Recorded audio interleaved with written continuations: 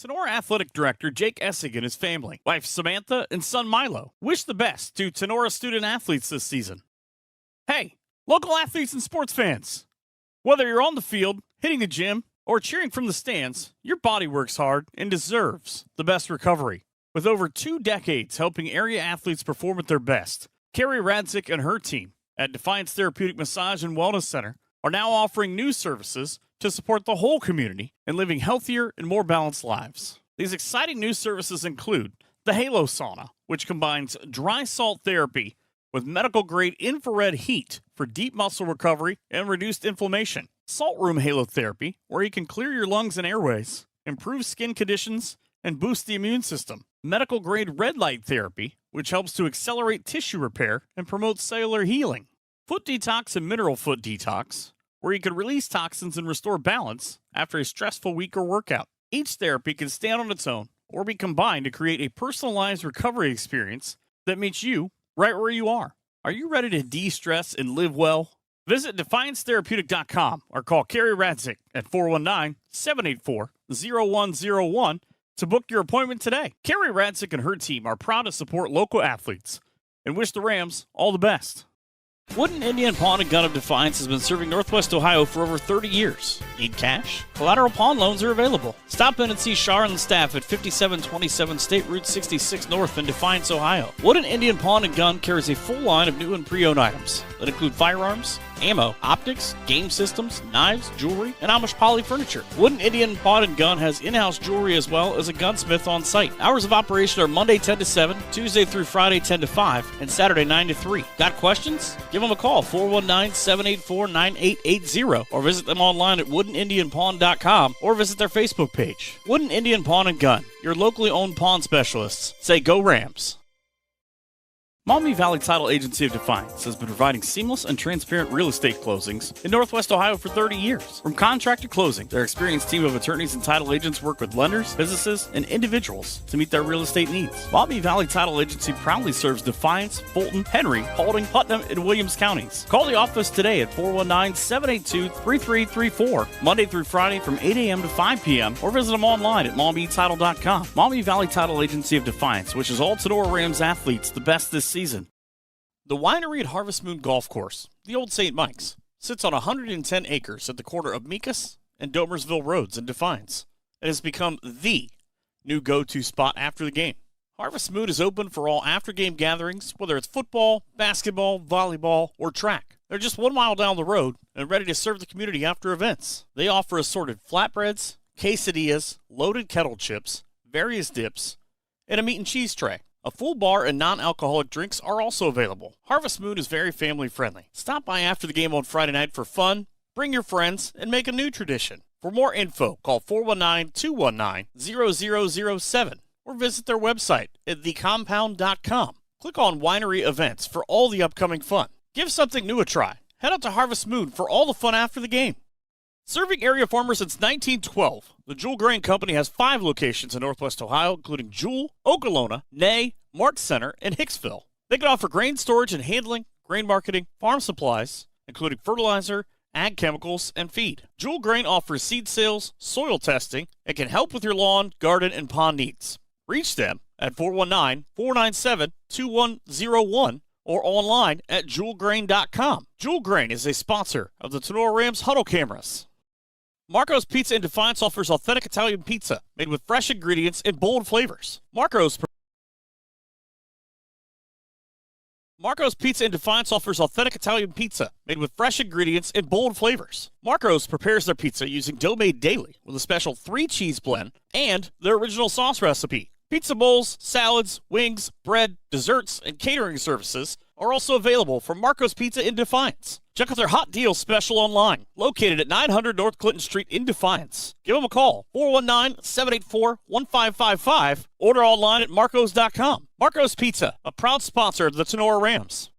Stark Brothers Advertising in Defiance is here to help you grow your business. If you are a business, new or old, looking to improve your customer reach, Stark Brothers Advertising is here to help you and to get your name to stand out from the others. Contact Brian Stark at Stark Brothers Advertising for more information at 419-438-2063. Stark Brothers Advertising, a proud sponsor of the Tinora Rams. Signs Excavating of Defiance, Ohio offers a variety of excavating and trucking services. Signs Excavating has a full offering of excavation and trucking services, including stone hauling, trenching, demolition, land clearing, and drainage work. Signs Trucking Service can also assist in any heavy-duty equipment hauling needs. Located at 2147 State Route 66 North, Signs Excavating has been family-owned and operated since 1999. Contact them online at signsexcavating.com or on Signs Excavating on Facebook. Brad and Josh at Signs Excavating say, "Let's go, Rams!" Clubhouse Pizza in A is your small-town alternative for happy food at a happy place. Featuring one of the area's best pizzas, Clubhouse Pizza in A will not disappoint. Wing Wednesdays, buffets on Thursday, happy hour on Friday. That's just a few of the things Clubhouse Pizza in A has for specials. Stop out after the game for amazing food, great drinks, and an awesome atmosphere. Hours of operation are...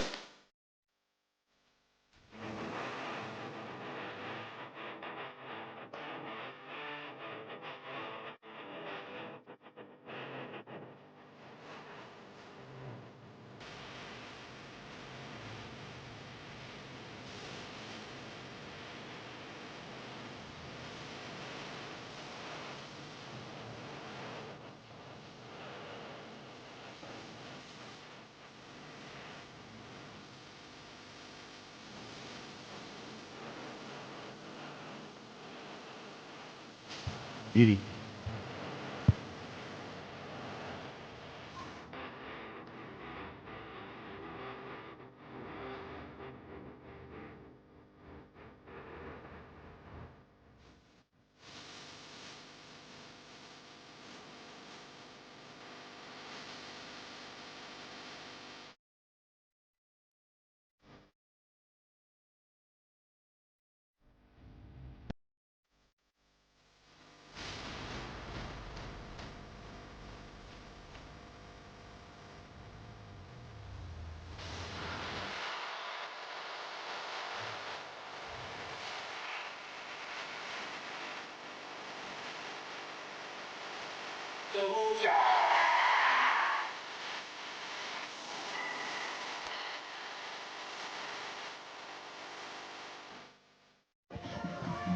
You are looking live at Fairview High School here at the reservation. Welcome to week number 11 of the 2025 Tinora Rams High School football season.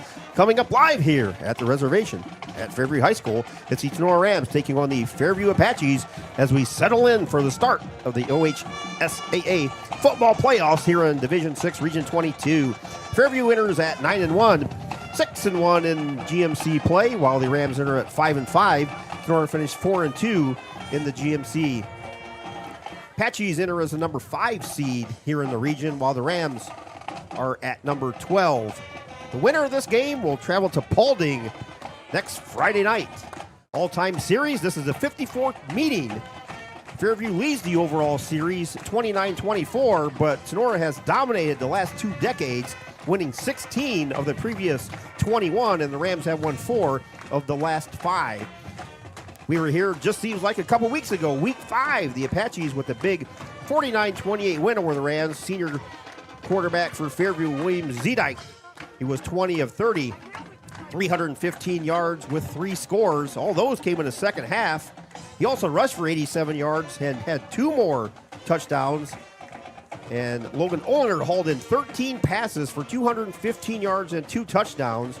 Also, Olinger, 52 yards rushing and a touchdown as well in that Apaches 49-28 victory here in week 5. Welcome to the Signs Excavating pregame show. Signs Excavating can assist with your general excavating services, demolition, and emergency repair work. From driveways to ditch clean to site prep, Signs Excavating is here to help. The Signs Excavating team is committed to doing the job right, on schedule, and within your budget. Based in rural Defiance, Signs Excavating serves Northwest Ohio and offers reliable, affordable excavating services for residential, commercial, and industrial properties. Signs Excavating is the official pregame sponsor of Tinora Rams Live. For all your excavating needs, call Josh, 419-769-2290. For your heavy haul trucking need, get a hold of Brad, 419-481-3738. Visit them on Facebook or go to signsexcavating.com. Final GMC standings, Paulding finished undefeated in conference play at 7-0. Paulding also with a perfect 10-0 season. Fairview was 6-1. The only loss for Fairview was that Hail Mary pass at Paulding. Rams finished at 5-2. Edgerton 3-4. Wayne Trace 3-4. Antwerp 2-5. Ayersville 2-5. Hicksville 0-7. Games in the area tonight.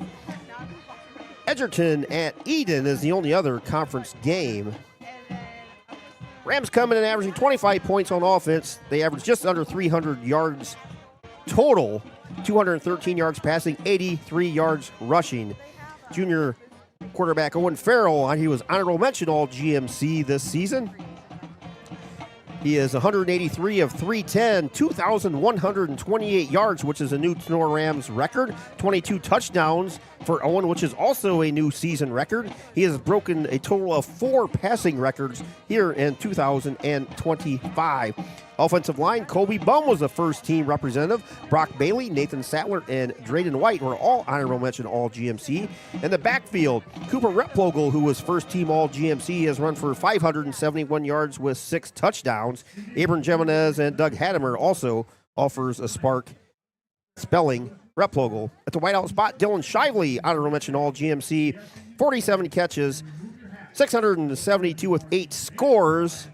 We're going to pause our pregame show. We're going to have the playing of our national anthem.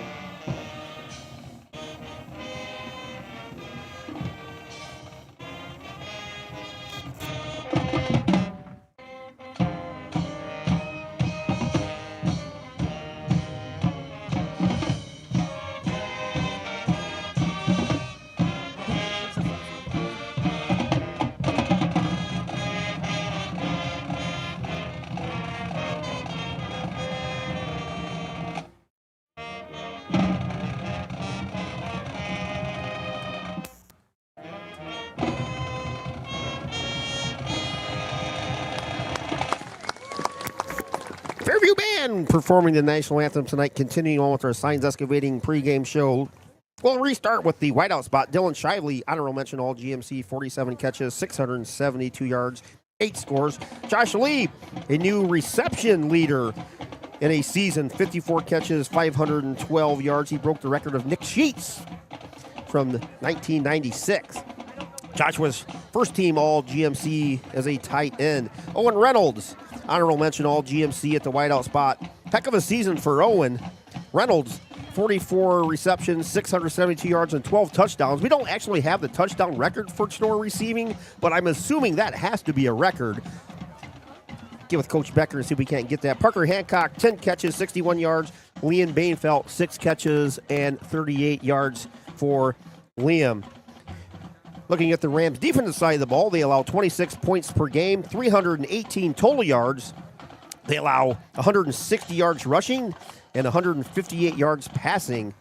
Defensive line, Carter Radzik was first team all GMC, 2-time as a freshman and as a junior. Last year, he was a second team selection. Drayden White was honorable mention on the D-line. Carter Radzik, 43 tackles, 12 tackles for loss and a sack. Also joined by Kobe Bum, 94 tackles and 20 tackles for loss. They have been disruptors on defense. Josh Lee, but the linebacker core, who was also first team all GMC as a linebacker, 105 tackles, 20 tackles for loss. And Kobe Bum, as we said, honorable mention. Abram Jimenez, honorable mention. And Drayden White, all honorable mention on the Rams' defensive side of the ball.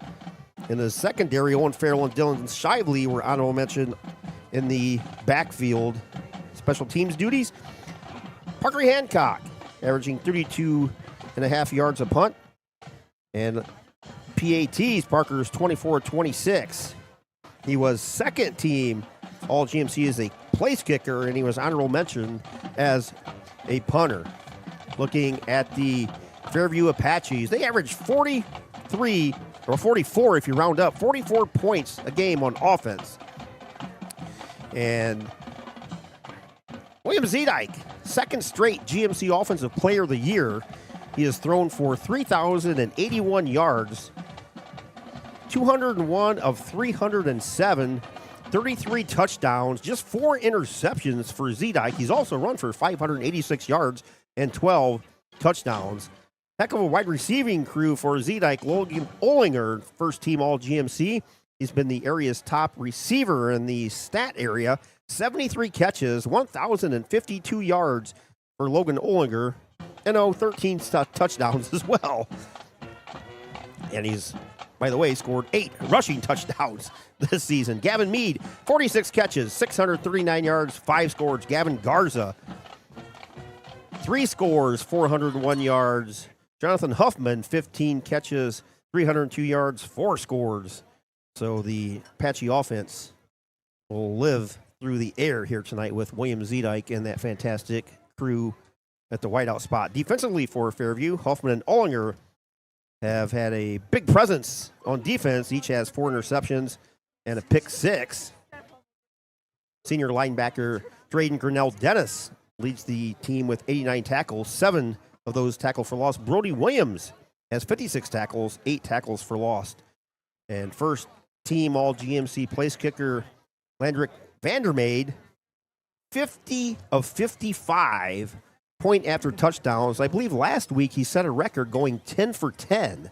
So that will put him in the Ohio High School record book for that, tying many others. Jonathan Huffman is the punter, averages 33 yards a kick.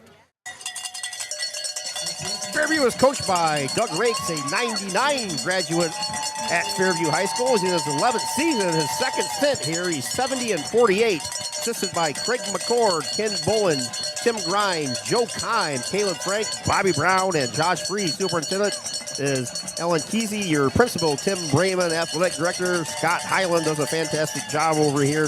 Mr. Statman, Terry Samples, does a great job. Can't thank Terry enough for helping us out. Trainer is Bryson North. Colors are black and gold. And Fairview's playoff record is 9-11 all time. Your Rams are coached by third-year coach Eric Becker. He is 18-12 overall, and he is a 98 Tinora graduate where he was first-team all-defensive lineman. Assisted by Casey Helton, Charlie Kelly, Brady Bum, Hayden Becker, Braylon Barrientos, and Austin Parrish. Our stat man does a great job as well, Mr. Joel Martin. Superintendent at Northeastern Local Schools is Nicole Wells. Your high school principal is Alex Nafziger. Athletic director, Mr. Jake Essick, in his second season, does a amazing job at Tinora. Rams trainer is Emily Volmar. Student trainer is Evie Wimpkin. Cheer advisor, Kayla Fairchild, assisted by Ashley George. Cheerleaders, Taylor Becker, Abby Bacon, Emma Sheets, Destiny Smith, Riley Benger, Bella Graziani, Lindsay Weber, Hannah Bidlack, and Rambo, Mr. Colin Stein. Rams colors are hunter green and white. Playoff record for Tinora, all-time 14-17. So wherever you are, however you may be watching and listening, thanks for tuning in to tonight's game. Coming up live here from Fairview High School, the Tinora Rams are taking on the Fairview Apaches Friday night under the lights. Back here in week number 11. It's win or go home time. Tinora Rams football this season is brought to you by a title sponsor, Wiener Hill & Weber, attorneys at law. Our broadcast studio brought to you by Cut and Polished Hair and Nail Salon. In-game scoreboard sponsor, Drop Zone Pizzeria and Striker in Ayersville. Pre-game show brought to you by Signs Excavating. Our video sponsor, Batten Stevens Body Shop in Jewel, Ohio. Stats tonight brought to you by BSN Sports. The replay brought to you by Homeyers Monuments. Our post-game show is brought to you by Bidlack Insurance and Investments. Player of the game and a Rams win. Brought to you by Higbee Embroidery. Our play of the game and a win or loss is brought to you by Patriot Outdoor Hunting, Mr. Jeremy Bainfeld. And they get a Drop Zone Pizzeria gift card. Uniforms tonight. Rams with the white jerseys and the hunter green pants. Fairview going with the all black with the gold numbers. David Frank weather forecast. Mostly clear here at Fairview High School, and the temperature probably dropping by the second. 48 crisp degrees. Keith Brown here with you, joined by Coach Tony Fairchild, Dr. A.J. Fairchild, and Dr. Logan Bailey, Mr. Jason DeWeiss. We sent him on assignment. He's in Indianapolis this week. He's doing scoreboard down there. But welcome to Week 11, guys. There's a heck of a rematch coming up here. The first match, the final score doesn't actually show as close as what the game was heading into the fourth quarter. Yeah, this game was close, and Tinora had the ball down inside the 20 and ended up throwing an interception. And then just shortly after that, they threw the pick six to Hoffman, who took it the distance, and that was kind of the nail in the coffin right there that kind of set the rest of the game for the Rams. But up until that point, Rams had Fairview on their heels. Rams in the white jerseys with the hunter green pants, hunter green helmet with the T with the Ram on the side will be going left to right. Jonathan Huffman. And the kicker for Fairview, Landrick Vandermeid, will get things started here. So Vandermeid has the ball teed up at the 40. And it looks like Ethan Wonderly. Yeah, I was going to see. Ethan Wonderly, number 52. I was going to hold the ball to start the game. I didn't know it was that windy down there. I don't think so. Flag's moving a little bit, but yeah, it doesn't. The flag's blowing just a little bit. Bring up our. Definitely should be an interesting game, though, guys. It's see how the Rams come out here. The Rams have been banged up a little bit the last few weeks, dealing with some injuries all over the place, different positions, and we'll see if they're ready to go tonight. Well, that's something we've always talked to. It's so tough to beat a team twice in 1 year, let alone playoffs. But the advantage Fairview has here tonight is they're playing at home. Vandermeid approaches the ball. We are underway on a line drive kick, taken at the 7-yard line by Sheets. Straight ahead, now bounces it outside. Still on his feet. Gets to the 20-yard line where he's brought down there. So Garrett Sheets brings the ball back for about a 13-yard return. The Rams will start 1st and 10 from their own 20. Rams will be going left to right here at the reservation tonight here at Fairview High School. Well, Rams get the ball first. See what the offense can do. I know last time we were here, Cooper Ripple had the game. 214 yards. 214 yards, Yes. I think it was, rushing. So we'll see. Talked to Coach Mickey the other night on the podcast. Coach Rakes. Yeah. Sorry, and they said they're going to put a stop to that. So we'll see what happens. Rams have 2 receivers far side, 1 near side. Rep Plogel, fake handoff to him. Farrell's going to go deep on the first play, throws it out there over the head of the intended receiver, Owen Reynolds. So a play fake in the backfield, trying to catch the Apaches defense sleeping on the first play. And nice coverage out there by Fairview. Yeah, that's something I think we're going to see here a lot tonight. The Owen Farrell to Owen Reynolds hookup. Last week Owen Reynolds had 3 receiving touchdowns. Owen Farrell had 5 passing touchdowns. So they're going to air the ball out a little bit here tonight. Yeah, but Reynolds had his position on him, and just the ball was a little overthrown. Rams have 3 receivers near side, 1 far side. Rep Plogel in the backfield behind Farrell on this 2nd and 10. This time Rep Plogel gets a handoff, and he's bottled up. Falls forward for a gain of 2, maybe 3. It's going to bring up 3rd down and 7 for the Rams. Yeah, nice job by the front 7 there. The Fairview Apaches, absolutely nowhere to go for Cooper Rapogel. They only gave him about a yard. They did respot it back. Yeah. So it's going to be 3rd and 9. Just underway here on this Friday night, Week 11. Rams have 5 receivers in set, 3 near side, 2 far side receivers, empty backfield. Owen Farrell barking out the signals, takes the snap, straight back drop, clean pocket, looks. Now he feels the pressure, throws it out, caught by Sheets at the 26-yard line. The ball comes jarred loose, picked up by Fairview, and taken in for a touchdown by Olinger. Touchdown. No one blew it dead. No. Yeah, Tinora just kind of gave up on it. I don't know if the officials are going to have a little bit of a meeting here now, but Replay brought to you by Homeowner roughing the Monumental. Roughing the passer. wow. That'll Farrell negate it. flushed, hit Sheets, Sheets. It was a fumble. Hit it to 25, ball come free, picked up by Olinger, who took it in for a score, but Roughing the passer. Going to get the ball back to the Rams. Whew. a huge early break for the Rams here because Rams dodged a bullet there big time. it's a nice clean scoop and score by the Apaches and Logan Olinger, who dominated the first game, him and William Zedike. So that will result in a 15-yard penalty and a Tinora first down. The ball is placed all the way out to the Tinora 36 36, 37-yard line. All crop insurance, first down. Yeah. Big break for the Rams here to see if they can make something happen. Now we have an official timeout. They want to restart the play clock. Thanks, everybody, for tuning in here tonight on Tinora Rams Live. We appreciate each and every one of you watching tonight. Rams have 3 receivers in set. Rep Flugel with a handoff. Hit at the line of scrimmage, and he goes nowhere. Actually, may have lost a half a yard. Going to bring up 2nd and 10 for the Rams from the Fairview 36-yard line. One thing we had in our interview with Coach Rakes on the podcast is he was talking a lot about how he's going to have to stop Rapogel. That was going to be one of the key things this week that he was going to have to make a change on, and they're doing well so far with it. Yeah. Rams break the huddle, have 2 receivers far side, 2 near side receivers. Cooper Replogle lines up right behind Owen Farrell on this 2nd and 11. Fake handoff, Farrell, straight back drop, feels the pressures, flush near side, looks, has a man out there, throws toward Shively, but throws it over his head into the Apaches bench. It's going to be 3rd down and 11 on the incomplete pass. Good defense again by the Fairview Apaches. Yeah, absolutely. And Farrell had nowhere to go with that other than throw it out of bounds. So good decision by Owen, who last time we were here had 2 huge interceptions by the Apaches defense, which one went for a pick 6. The other one stopped a would-be scoring drive inside the 20. I think it was intercepted by Brody Williams about the 10-yard line. something like that, yeah.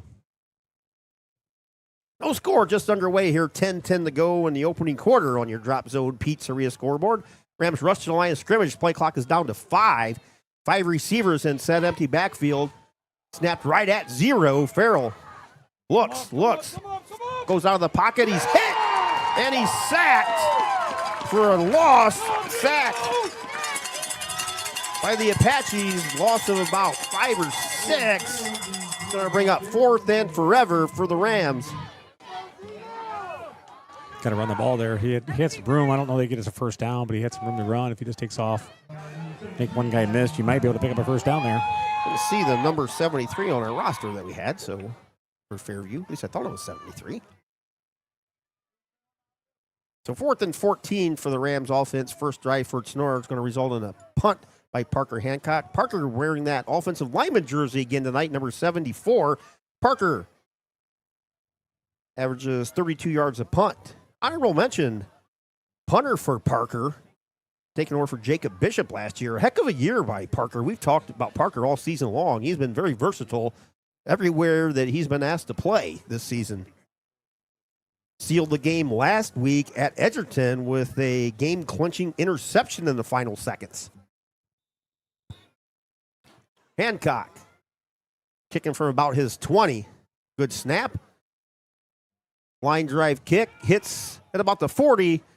Picked up by the 35 by Olinger, straight ahead. 45, 50, into Tinora territory. 40, 30, 20, makes a man miss. Tackled at the 8-yard line, but there's a flag at the 45-yard line that's going to negate that return by Logan Olinger. Yeah, that was a big-time hold there. That was thrown right away. Yeah, it was a hold. There was no doubt about it. You see it pulled the jersey. You'll see it in the replay here. Right there, right in the middle of the field. Yep. Again, Mr. Excitement, Logan Olinger. Nice hustle by Cooper Rapogel back Was. there to go back to get back and catch him before he gets in the end zone. Not giving up on the play. But all for naught. That's Logan Olinger, a second big play he's had. Has gotten called back because of the penalty. So Logan's going to be getting frustrated here. Like, hey, fellas, come touchdown on return now. called back on a fumble recovery, and now the punt return Yeah, he's negated by boys, a come on. penalty. Well, first look at the Apache offense here. 9:38 to go in the opening quarter. No score. Apaches break the huddle. 3 receivers far side, 1 near side receiver, 1 back next to Zedike. High snap. Zedike fakes the handoff and falls forward. May have got back to the line of scrimmage. No, they're going to give him a loss of 1. So technically, Abram Jimenez gets That would be a credited with sack. That would be a sack. Yes. Gets credited with a sack there.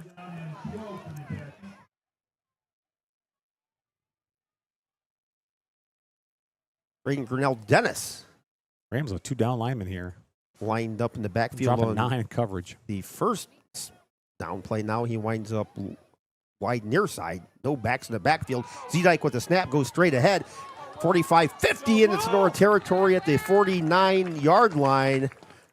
Gain of about 7-8 on the play. It's going to be 3rd down and short for the Fairview Apaches. Yeah, you saw that kind of thing back with Radcliffe's era, back in the day against Fairview, but he never really ran the ball. It's a little he different. Sat in there, for 10 seconds at a time. Yeah. Zedike will run it. He's not afraid to use his legs. Zedike takes a snap straight ahead, goes over the left side, hit right into the line of scrimmage, but falls forward for an Apache first down. Zedike was spotted at the Rams' 45-yard line. No issue getting the first down there.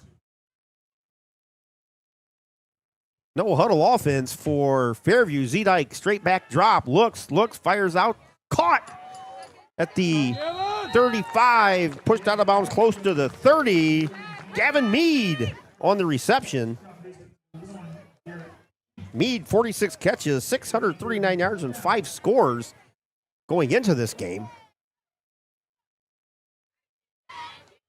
Ball's on the near side hash on this 1st and 10 from the Tinora 33. Zedike fakes, going to tuck it and run.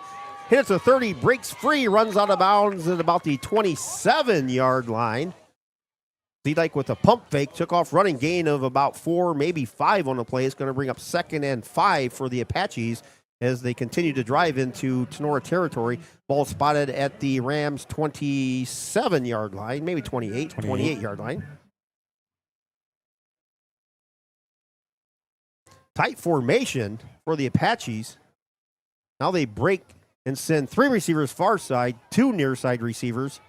Zedike, empty backfield, takes the snap, throws it out there, caught by Mead, breaks free at the 15. Fumble. Ball goes flying. Rams recover at the 5-yard line. Fumble, beanbag came out.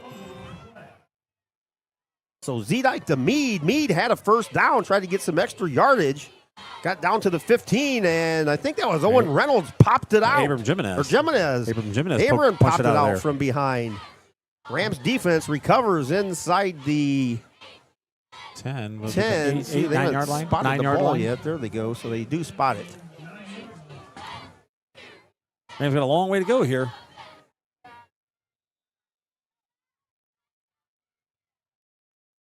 Two receivers far side, 2 near side. Replogle in the backfield. Hand off to Replogle straight ahead, across the 10, maybe got to the 11. Gain of 2, maybe 3 on the play for the Fairview offense.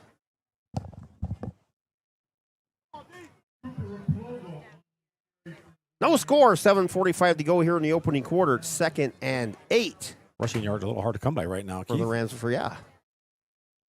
Apache defense playing much better against the run in this contest as they did in the last contest. Now it's on the Rams need to run. They got 3 down linemen here. 2 receivers far side, 2 near side. Replogle in the backfield.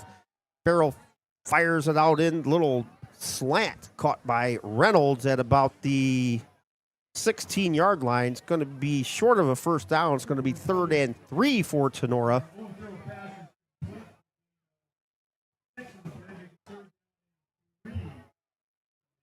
No score as we hit the 7-minute mark here on your Drop Zone Pizzeria scoreboard. See if the Rams can get a first down here, help get them out of the hole here. 5 receivers in set, 3 near side, 2 far side, empty backfield as Farrell fakes, goes across the middle, caught at the 20. Should be enough for a first down. Enough for a first down by Josh Lieb, who the Rams missed his presence last week. Josh tried to go, win a couple plays, just couldn't make it. Dealing with an ankle injury. Josh, 2 weeks ago, set a season record for catches in a season for a Rams receiver. 1st and 10 to Nora from the Apache, or from their own 20-yard line. Replogle with the handoff. Gets hit, spins away, gets close to the 24-yard line. Gain of 4. It's going to be 2nd and 6 for Tenora's offense. A little better. A little bit of squirting through there. Still was meant to line the scrimmage, though.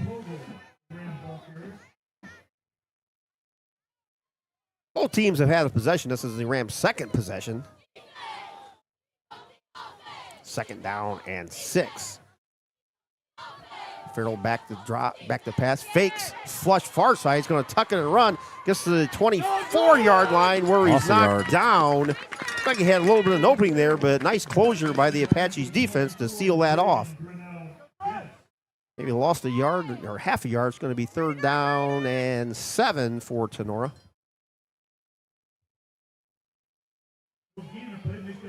Actually, they marked him down to the line of scrimmage, so he didn't really lose anything. Officially 3rd and 6. Rams going left to right in the white jerseys with the green pants and the green helmet. Fairview in the all blacks tonight. Or typical home uniform. 3 receivers near side, 1 far side. Farrell back to pass. Flush near side, now looks across the middle. Shively's open. Oh, he dropped it. Ball was a little bit behind him. Shively had to spin, and the ball tipped off his fingertips at the 45-yard line, which would have been enough for a Tinora 1st down. Just a little bit behind him. Dylan probably, if you ask him, he says, I probably should have caught that one. I'll tell you what, if that ball is thrown out in front, that's a big play for the Rams.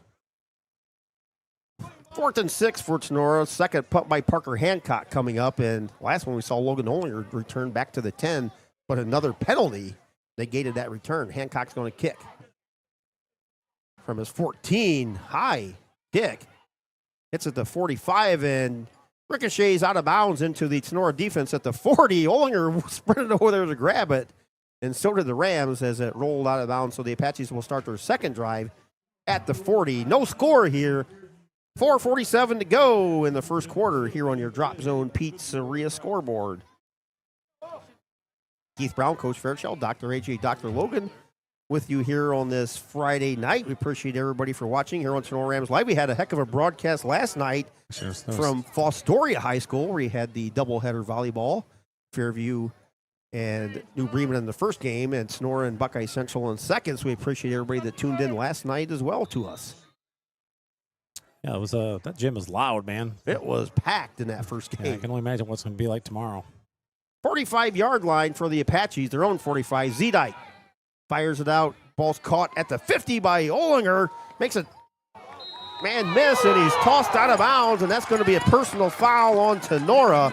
The gain of 7 on the play, and the Rams, Doug Hadamer, slammed him about 5 yards out of bounds into their bench. No reason for that. Bad. Yep, no reason for that. Easily had time to pull up on that. So that'll add 15 yards to the completion, result in a Apache 1st down, and they will be into Tinora territory, probably inside the 35-yard line. They're going to officially spot it at the 33-yard line. Yeah, on that punt, Keith, they moved that punt up 5 yards. They said that I think it was Ian Gusweiler touched it when the ball came down and hit the ground. Zedike with the handoff, straight up the middle. Goes Kellen Beals. Beals ripped off a gain of close to 10, and that's going to be close to Apache 1st down, and it is. Zedike just turned and handed the ball to Beals. He just went straight up the middle. The Apaches have the ball set up just short of the Tinora 20.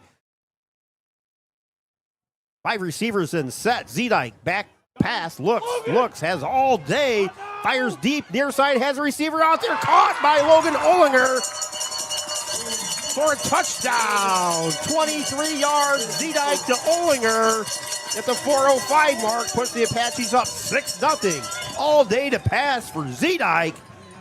And Olinger back there, basically the core of the end zone, all alone for a 23-yard touchdown. One of the fans down here yelled, "Logan!" and he turned and threw it to Logan.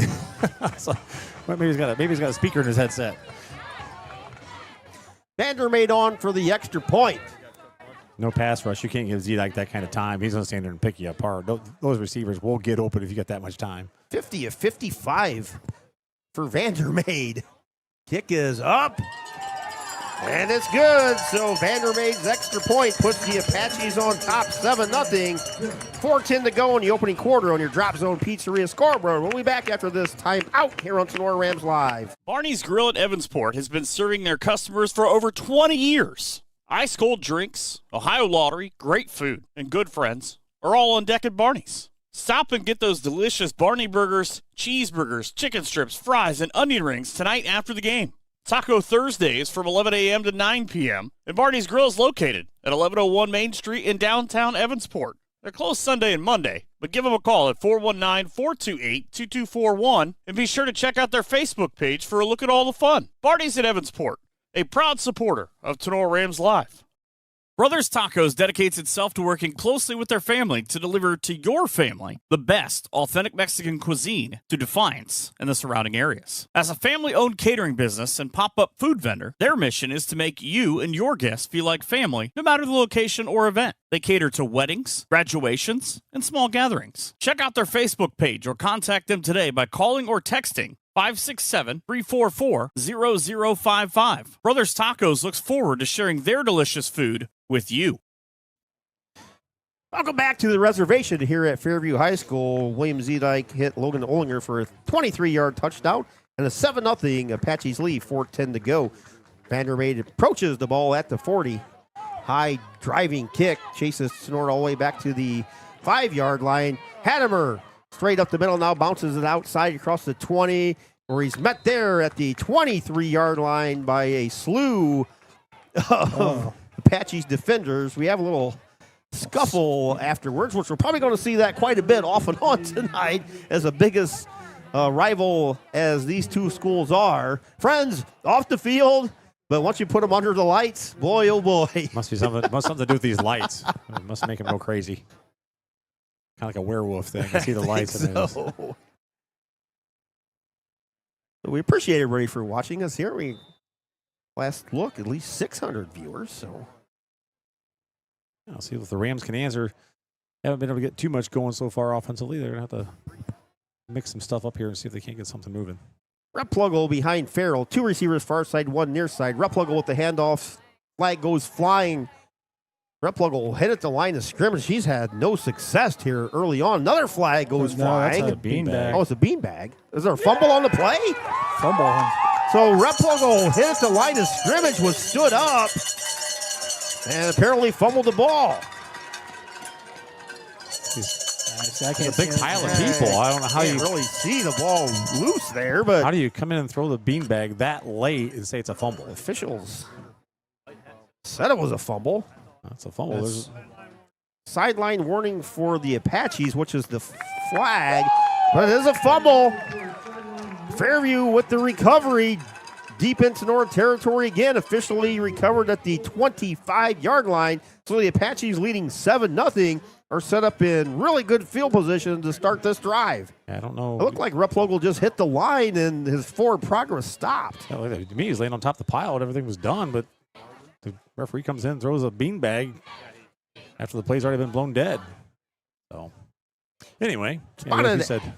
It's like the opposite of the Eagles the other day on the tush push. Yeah, right. So he was down, but the ball was clearly out. Spotted at the 26-yard line. The Apaches line up in a tight formation, then spread it out. Zedike has Dennis Grinnell to his left. Little razzle-dazzle flip to Shady Fritch. Fritch over the left side to the 20, tackled at the 16. Shady Fritch came in motion. Zedike took the snap and just flipped it to Fritch as he came from the far side to the near side. All the way inside the Tinora 20, officially tackled at the 17, and that was enough for a Apache first down. No, it wasn't actually. It was a gain of 9, 2nd and 1. They didn't change this. They didn't change the down marker over there. I just saw first down. Ball's on the near side hashes. Olinger goes in motion to the far side. Zedike fakes, going to tuck and run straight at the middle. 15, 10, 5 as he steps out of bounds. That will be a Fairview Apache first down. It's going to be first and goal for Fairview, already leading 7-0 at the 3:10 mark here in the opening quarter over at the reservation here at Fairview High School. So Zedike has the Apaches knocking on the door. I'll see some of the scores are starting to come up. Edgerton, Eden tied at 7. Two receivers far side, Garza and Williams. Two receivers near side.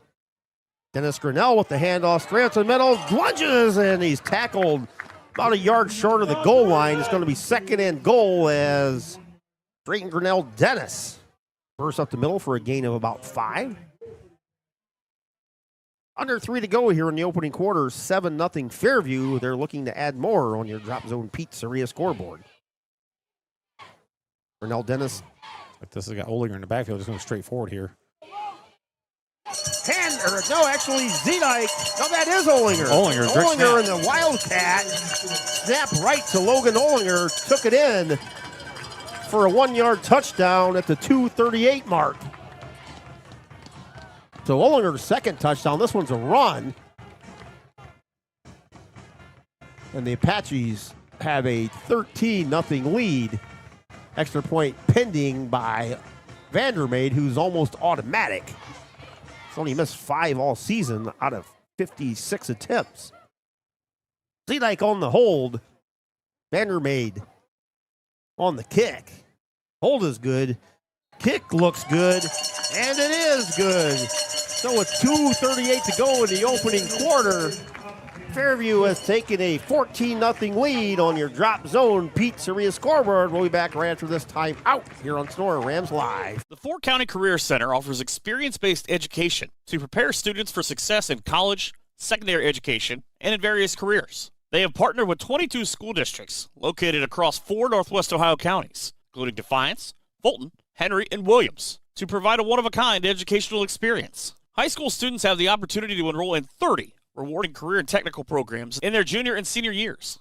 The enrollment at Fort County Career Center has exceeded 1,000 students and accounts for approximately 28% of the area's juniors and seniors. Fort County Career Center also offers a range of adult programming and business services to improve the employability and productivity of the surrounding community. Approximately 2,000 adult students use the school's adult programming each year, which includes programs in health, public safety, industrial training, information technology, and human resources. Interested in a visit or more information? Call them at 419-267-3331 or visit online at fortcounty.net. Fort County 98. Back here at the reservation, the Apaches with a 14-0 lead here in the first quarter, 2:38 to go. Vandermeid with his third kickoff. Back at the 9-yard line, Sheets with the return straight ahead across the 30, 35, 40-yard line. And a nice return by the freshman, Garrett Sheets. Just took off right in the middle, had a big old gap there, and he just went straight ahead. Nothing fancy there. Really need to see something out of Tinora here for a drive, especially we talked earlier in the week, on the podcast of, Fairview's going to jump. If they jump to a lead, it's going to be all gas, no brakes. Yeah, they're not going to let up. Yeah. Coach Rake basically said that. Welcome, Logan. Had a little headset problem. Yeah, my eBay find turned into a dud. Pass out on the far side, hauled in by Owen Reynolds, catches it to 45, gets all the way out to the Tinora 48-yard line, and that's just short of a Tinora first down. It's going to be 2nd and 1. Yeah, that's something right now, too. Tinora doesn't need the big ball. Just, Tony, we always talk about taking the nickel and the dime, march the ball down the field, pick up first downs. That's all you need here. Absolutely. Yeah, they don't need to be throwing the bombs every time. Just, get 4, 5, 6 yards each play, and you're in good shape. Ball's on the far side hash. 3 receivers break near side, 1 far side. Replogle lines up behind Farrell. Handoff goes to Replogle over the left side, hitting the backfield, hit right at the line of scrimmage. He did not get the first down. It's going to bring up 3rd and 1, as we said earlier. The Apache defense has adjusted well. First match, gashing holes for the Tinora running game, and tonight, absolutely nothing. Yeah, I don't think they even have a positive yard yet, to be honest with you. Just a nice play out of that defensive line. Cooper Rapoglu was taking it off the left side, and let's see which defensive lineman it was for Fairview, but that B gap was clogged and tried bouncing outside, and there was just nowhere to go for Cooper. So a crucial 3rd down for Tinora here. 3rd and 1 from the own 48-yard line. Empty backfield. 5 receivers go in pattern. Farrell flush, hit, spins out of that, but he doesn't spin out of the second one all the way back to the 30-yard line. and a huge loss. Gavin Mead back there hurt, for guys. the Apaches. He's hurt. He got slammed down pretty hard on his shoulder, so I think he's hurt. Yep, he's hurt. Adam Spangler was the first one there. And Emily Volmar, the Rams trailer, out there with Coach Becker at the 26-yard line. So they're going to check out Owen Farrell. I'm going to guess he's probably done for the night, fellas. The way he hit the ground right on his shoulder, and the way he was rolling around, it didn't look good. So a huge stop by the Apaches defense. Lost all the way back to the Tinora 31-yard line. It's 4th and 18. But if Owen goes out, that's a huge blow to that offense. I mean, Tenora's offense is probably like 80 to 85%, probably even almost 90%, passing. Mm-hmm. And I don't know that anybody's actually had an attempt this year other than Owen Farrell. Nobody is on the stat sheet. I'm not sure who the Coach backup is. Sheets, I think. Yeah, I think Sheets. it's Garrett Sheets. Or Gus Weiler. I'm not sure if Ian. I think Garrett, Garrett, Ian maybe got some snaps too, I think late in games. So Owen is up and walking towards the Rams bench with Emily Volmar and Coach Becker. So we'll see if Owen can continue. If the Rams have any chance tonight, Owen Farrell's going to have to continue. But if he can't play, that's a huge loss for the Rams offense. But He was actually holding his arm better than I thought he was going to be holding it. yeah, it's a positive sign. Yeah, that is a positive sign. The way he hit the ground and the way he was flopping around, I thought, Yeah, we'll see if he's going to throw some balls over there on the sideline here in a second. But it's 4th down and 18. Parker Hancock back to kick again. And Logan Olinger is at the 40 for the Apaches. Hancock's going to kick from about the 20. Nice kick. Deep kick. Olinger watches it hit at the 40. Goes down to the 35, close to the Fairview 30, where it's touched officially at the 31-yard line. I think that was Xavier Schinninger on the touch for Tinora, by the way. That is a Schinninger in a Tinora uniform. I know for you Fairview people, that's hard to believe, but there is a Schinninger in a green and white uniform for the first time ever. At least I think it's the first time Once again, ever. they spotted that ball back. Yeah, that's like, wait, it's 5 yards. Yeah, I didn't see anybody touch it. That's a rule that I don't really understand when it comes to punts. So that's all the way up through NFL and college and everything.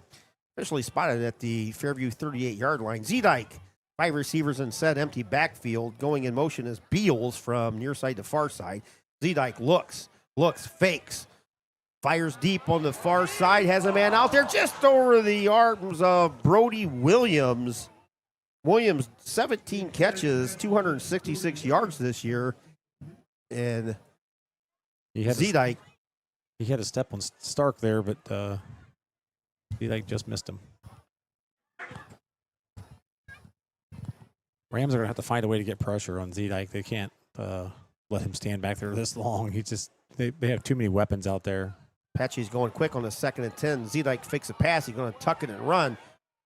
Bolts outside, far side, steps out of bounds at about the 45-yard line. It's going to be about 3 yards short of a first down. It's going to bring up 3rd down, and we'll call it 4. Yeah, we've seen that quite a bit here tonight. Design quarterback runs from Will Z-Dyke. Coach Rakes had said earlier, too, a lot of the runs have been on scrambles earlier in the year. Obviously this game, they're really trying to use Z-Dyke's legs. It's working. Yeah, it is. Oh, it's one of those things when you see 2 down linemen. I mean, why not take that chance? Z-Dyke with the snap. Brings it near side, Ooh, slides. I think he just got the first down. He slid at the 48-yard line. They're going to give him progress to the 49. I'll tell you what, is that like the rule will apply like everything else is where you start the slide? Yeah, He's right at it. Right at it. Yeah. May give him a the ball might be half a Give him yard. a couple inches more, but Yeah. I think he got it. So Yeah. first down Fairview, just shy of the 50. And that is the end of our first quarter with the Fairview Apaches leading 14-0. We're going to keep it here, Coach Fairchild. Hey, I want to give a shout out to Tenora's 8th grade football team. This past week won the GMC for the first time in a while. So congratulations to the 8th graders and Coach Ramirez. And another shout out to Coach Ramirez. He's hanging it up. If you guys have been around Tinora football forever, I know the two guys standing beside me, both AJ and Logan, both played for Coach Ramirez. Actually, they both played for me as well. Yes. When I was there. So, but it's kind of neat when you see kids that, like the two standing beside me that you see them and you've coached them and now they're grown and they're you think maybe you had a little bit of an impact in their life, and Coach Ramirez has touched a lot of lives. And it's 29 years, I think we added it up. Yeah, he's committed a long time. Been here a long time. And I remember we were talking to him a couple of years ago. One of the young men came back, and his son was playing for us. Was a seventh grader that year. So it's kind of like he coached somebody, and now it was been around long enough that he was coaching the second generation. But he said he's hanging it up. He's got grandbabies, and he wants to spend some time with the grandbabies. And he said he coached his last game the other day against Edgerton, and then they won the GMC championship. So what a way to go out for Coach Ramirez. Absolutely. Yes, so congratulations to Coach Ramirez and his decades and decades of support for Tinora football. Back here, start of the second quarter, 14-0. Z-Dyke throws an out pattern, is caught into Tinora territory at about the 45-yard line. They're going to spot it at the 46-yard line. It's going to be 2nd down and 5. Apaches with 14 first quarter points. Actually, they scooped up a fumble and scored, which is called back because of penalty, or it could be worse. Yeah. Z-Dyke and the Fairview offense working quick. Z-Dyke takes a snap, looks, throws it out here near side, has a man caught at the 40-yard line by Brody Williams. So Williams, a target here tonight of Z-Dyke. Not as many catches for Brody this year as in past years, but as Coach Rake said, got all these offensive weapons out there, and Brody's been a stellar pillar on defense this year for the Apaches. Yeah, you got all these weapons out here. Like I said, you're going to have to get Z-Dyke out of that pocket. First down, Fairview from the Tinora 39-yard line. Garza goes in motion. Z-Dyke back to pass, has all day to throw, throws it far side, has a man out there just over the arms of Kellen Beals, who snuck out there and completed about the 10-yard line. I think the Rams had a linebacker on coverage. That Kobe Bum. Kobe Bum was chasing him down. And congratulations to Kobe on his all GMC honors on both offense and defense. We'll try and go through that list, but I printed it too small, so I can't ask Coach Fairchild to read it because he can't see it. Fred is his readers. I've got my readers. I need more than readers. I need a magnifying glass for this. Keith couldn't have printed it any smaller. Fairview going left to right in the all-black. 2nd and 10 from the Rams' 39-yard line. 3 receivers far side, 1 near side receiver. Z-Dyke fakes a handoff to Beals, and Z-Dyke still moving. Someone hear a whistle. Pyle was still moving. He got to the 37-yard line. He stood there for about 2 seconds before the whistle finally blew.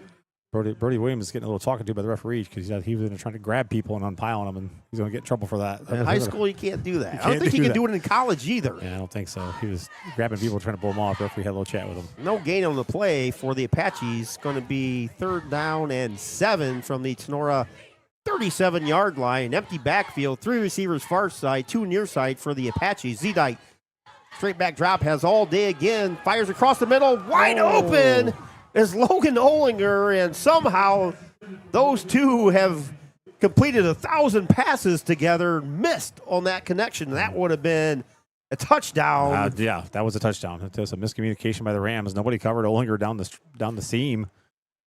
Which is hard to believe when the area's leading receiver is running wide open down the middle with nobody close. Not very often you're going to see that. 4th down. Fairview's going for it. 4th and 8. Balls on the near side hash. Z-Dyke, straight back drop. Looks, fires far side. Has a man out there. Caught by Olinger at the Tinora 30 or the 26-7-yard line. And that will be a Fairview Apache first down. He just ran him out. He just ran kind of hard, a good hard route, back sheets up, sheets turned to go deep, and he just broke it off, went to the outside, right at the stick. 14-0 Apaches, 10:08 to go here in the second quarter. Ball's on the far side hash. Z-Dyke takes a snap, flips it to Mead. Mead slips at the Tinora 27-yard line. To go through this conference, Keith, you mentioned earlier, William Z-Dyke Player of the Year, first team quarterback. Offensive ends, Logan Olinger from Fairview. Anthony Renolette from Fairview is an offensive center. Cooper Repogel is a running back. Kobe Bum is an offensive guard. All first-teamers. 2nd 13. Zedike looks, fires far side, has a man out there, caught by Olinger, who's going to be short. No, they said incomplete. Wow. Olinger looked like he caught it. I don't know if he juggled it out of bounds. Holmeyer's monumental replay. Ball's caught out there by Olinger. Oh, He did right out. drop it. Yes. I don't think he caught it, but he bobbled it. He bobbled it and snagged it out of bounds. So good call by that far side official over there. So that's going to bring up 3rd down and 13 for Fairview. They have the ball at the Tinora 29-yard line. 9:28 to go in the half. Fairview leads Tinora 14-0 here at the reservation. Ball's in the center of the hash. Fairview going left to right. Garza goes in motion. Zedike turns around and pass. flips it to Trick play here. Brody Williams. Williams fires in the end zone, just out of the reach of Logan Olinger. And Brody Williams, as Coach Rake said, is the backup quarterback. A little reverse pass there, a little razzle-dazzle from the Apaches, and just flip it to Williams in the backfield. And again, we know he's got an arm, and we've even seen it before in the year. I think before halftime, they give it to him, and he chucks it down the field. That's an illegal play. 'Cause that's considered a pass. That little touch pass to the running back coming across is considered a pass. That's a forward pass. throw it forward? Was he behind him, though? No, he was right in front of him. He just touch passed it right in front of him, didn't he? It's got to be 2 passes. Yes, you can't throw it forward. Oh, that's probably one of those things that's like really close and judgment Maybe on the I'm- official whether maybe it's I'm wrong. forward or back or. Vandermeer is going to try a field goal here. 46-yard field goal attempt is up, and it's just short. It was on target. So Landrick Vandermeer from, I think I was 46 yards out, just about a yard short. So the Rams will take over on downs on the missed field goal. 9:16 to go in the half.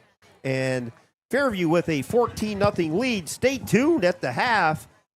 Towards the end of the half, we're going to have an interview with the Defiance College Assistant Professor of Sports Management, Dr. Richard Bailey.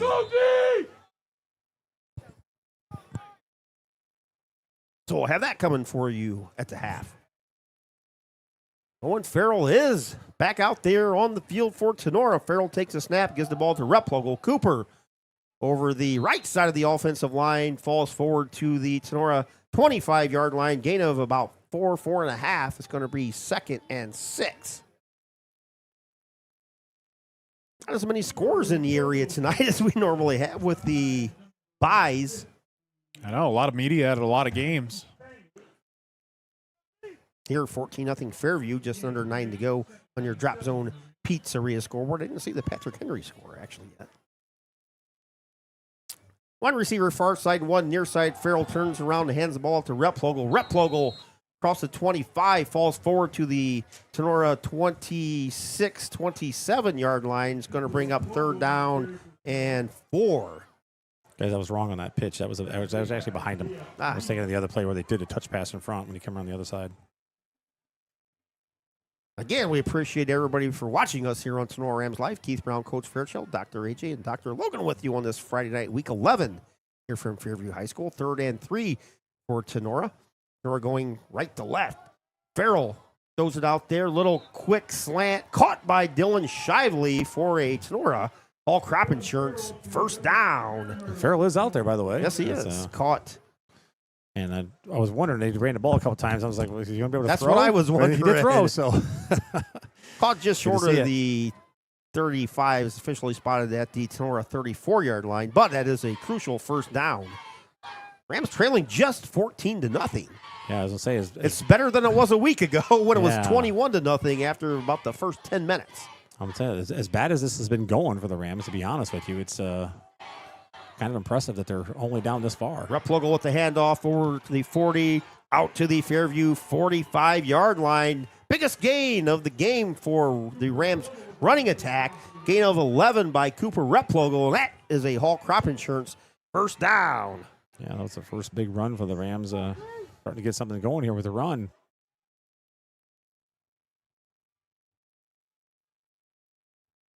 I'm sure they're going to try to run the ball more to take a little bit of especially if pressure he's off of hurt. Farrell. Yes. Yeah.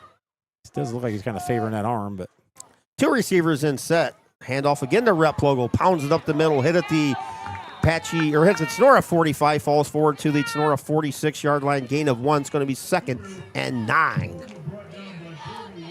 Brody Williams on the tackle for the Apache defense. To finish up our first team, all GMC, Hendrik Vandermeed was the place kicker, and Josh Lee was the first team tight end. And you go to the second team. I'm trying to see these guys, so bear with me. Gavin Mead, first team defensive end. Carter Radzik, first team defensive tackle. It's going to be a flag on the Tinora Rams as Xavier Schiniger got a little too antsy at the flanker position and stepped toward the line of scrimmage. Josh Lee, first team linebacker. Logan Olinger, first team defensive back. And second team. I'm sorry.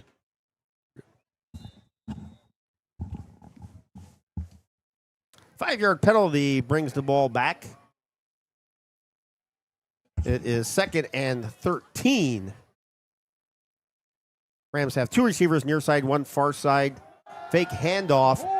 Farrell hit back at the 37-yard line. Going to be a loss of about 3. Going to bring up 3rd down and long. 3rd and 16 coming up for the Rams offense. Nora has run 22 plays for 27 yards tonight, guys. Fairview has 25 plays for 108. Just absolutely no time back there in the pocket for Farrell. You know, he even stepped up to the pocket and, just surrounded and swarmed by 4 defensive linemen. It's never a good sign when you see your offensive lineman just kind of standing there. But four defensive linemen rushing against 5 offensive linemen, and he has 0 time. Just got to give him a little bit more time back there so he can at least work through his progressions or at least even get his first read. Yeah, we got to get, as far as progressions, we got to get. 3rd and 16, empty backfield. Farrell back to pass, and he's hit back at the Fairview 30-yard line. Sack on the play. Gavin Mead, one of many back there for the Apaches. Yeah, they just brought a blitz from the outside. Gavin Mead, straight shot to Owen Farrell. Yeah, he didn't have anybody touching him, and just they're stunting, and the Rams are confused, and they got different people in there playing line, and it's just kind of a hodgepodge right now, and miscommunications. 4th and 23, balls all the way back to the Fairview 31-yard line. Back again to punt, Parker Hancock. Logan Olinger, the sole returner, back at the Fairview 40-yard line.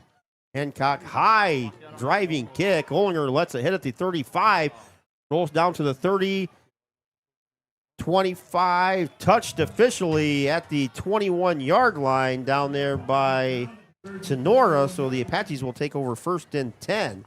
Great punt by Parker Hancock, who was honorable mention as a punter this year. That's one of those kicks if you're Coach Rakes, you're telling Logan to get up there and catch that ball. He lost about 15, 20 yards 15. Off that.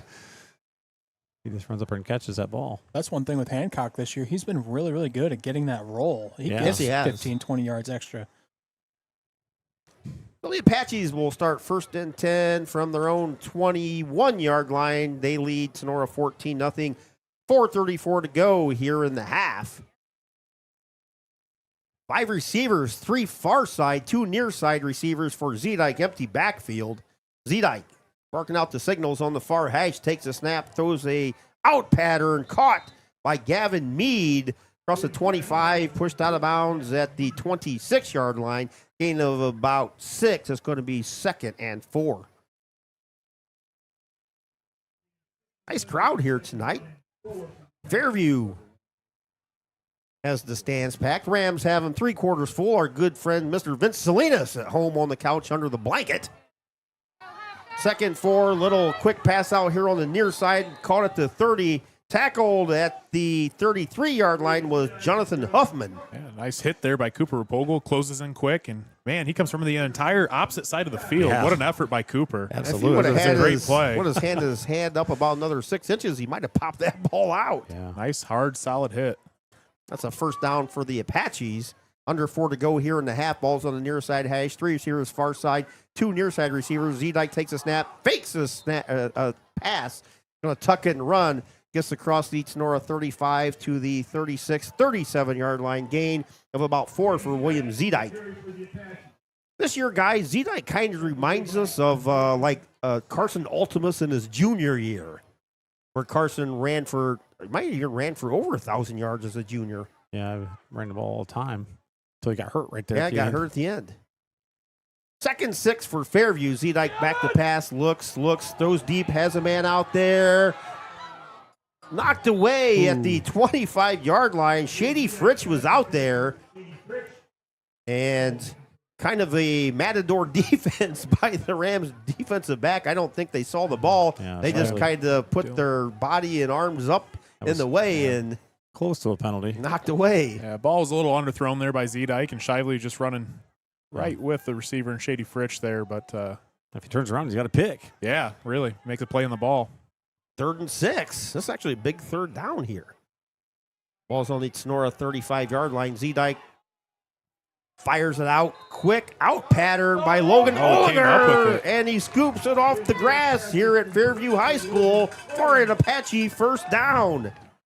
It was such a good catch out there. Even Garrett Sheets kind of said, hey, good catch, buddy. That's a clean catch. Sheets came up and gave him a high five. Yeah, He's what like, do you hey, do? good catch, dude.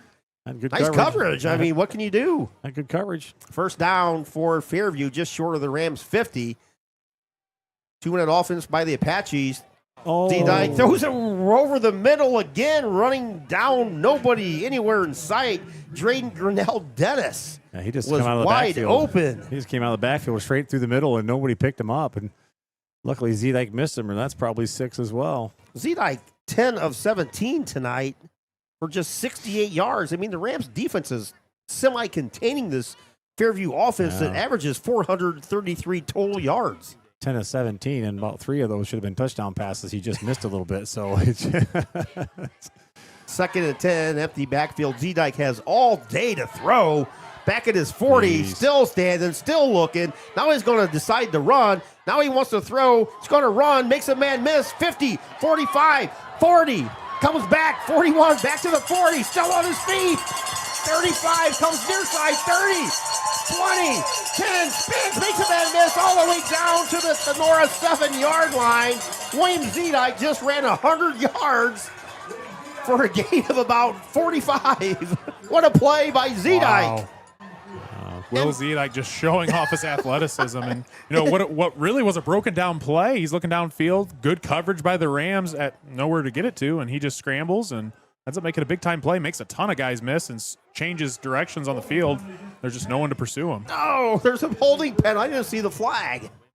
Holding penalty negates was it really? this play. oh, no way. This was Probably would have been one of the play of plays the week. Absolutely. Well, my when that good. kind of thing happens, you start scrambling around like that. You see Yeah. that a lot. Either that or a block in the back. Yeah. You see those kinds of things a lot just because you got too much going on, and it's hard to stop. I was going to say the same thing, AJ. Nobody's a block in the back because he changes direction so much, and you get people turned around. And Flare pass out to Olinger, catches at the 40, goes past the Tinora 35 down to the Tinora 33-yard line. But that deserves like a play of the week asterisk. Not officially a play, but if it was, gain of, we'll say 5 on the play. It's going to be 2nd and 5, under 2 to go here. Fairview leads Tinora 14-0 over here at Fairview High School. Ball's officially at the Tinora 33-yard line. Ball's on the far side hash. Zedike, high snap, takes it down, runs the ball straight ahead, gets across the Tinora 30 down to the Tinora 25-yard line. See where they spotted it. Should be close to a Apache 1st down, and it is, says the officials. 1:30 to go in the half here. Rams can hold Fairview from scoring. 3 timeouts for the that'd be huge. Apaches. The official side of the move those chains back in the day. 1:15 on your halftime clock. Ball's on the far side hash. Ball's at the Tinora 26-yard line.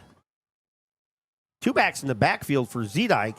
Hands it off to Grinnell Dennis. He spins down to the Tinora 24-yard line.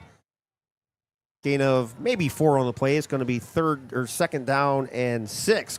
Fairview going quick here on this 2nd and 6. Zedike takes a snap, looks, again has Oh all my day to gosh. throw, finally throws, end zone, wide open, oh, knocked away. Wow, what a Ian defensive Gusweiler. comeback there. Intended receiver, Jonathan Flag on the Huffman, field way back here. all alone, and Gusweiler with a nice recovery at the last second to knock it away. Oh, yeah, all Just dive by just Ian. enough. Just enough on the tip of the fingers there. This was in the vicinity of a holding penalty. The flag's at the Fairview 33-yard line, Not which sure what the penalty was is. way beyond the line of scrimmage, so you'd think it would be a hold. Personal foul on the Rams. So it's not a hold. No, It's going to be a late hit on Zedike. I don't know. They didn't call roughing the passer. No? They just said personal foul. They didn't say what it was.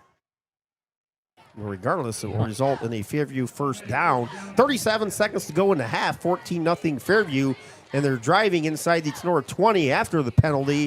It's officially spotted at the Rams' 12-yard line. 3 timeouts remaining for the Apaches, and they lead 14-0.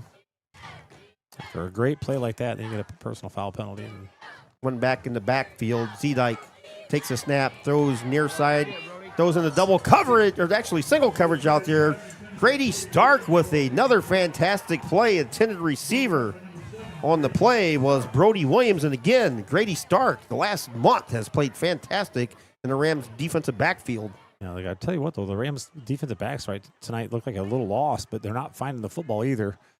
They're right there. Another one, Grady Stark. If he turns around, he might be able to pick that pass off. It's getting confused and letting receivers get behind him, and then it's chasing, and then they get their heads back, turned back around. 2nd and 10 from the Rams' 12-yard line. High snap. Zedike brings it down again. Looks. Fires far side. Man out there all alone. Touchdown, Fairview. Gavin Mead calls in a pass from William Zedike for a touchdown with 27 seconds to go here in the second quarter. Garrett just Sheets fell just down. slipped in the end zone. He was coming up with holdings. I thought maybe he got pushed, but Yeah, I know. He's kind of throwing his hands in the air. I thought, maybe got a If little bit of a Gavin- shove off by Mead, but yeah, it was yeah, clean. If he did shove him off, it wasn't much.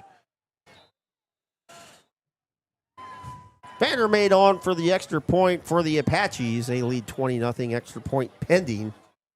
Landrick Vandermaid, first team all GMC kicker, has it up and splits the upright. So 27 seconds to go in the half. Fairview takes a 21-0 lead over the Tinora Rams. And we'll be back right after this timeout here on your Drop Zone Pizzeria Scoreboard. The Four County Career Center offers experience-based education to prepare students for success in college, secondary education, and in various careers. They have partnered with 22 school districts located across 4 Northwest Ohio counties, including Defiance, Fulton, Henry, and Williams, to provide a one-of-a-kind educational experience. High school students have the opportunity to enroll in 30 rewarding career and technical programs in their junior and senior years.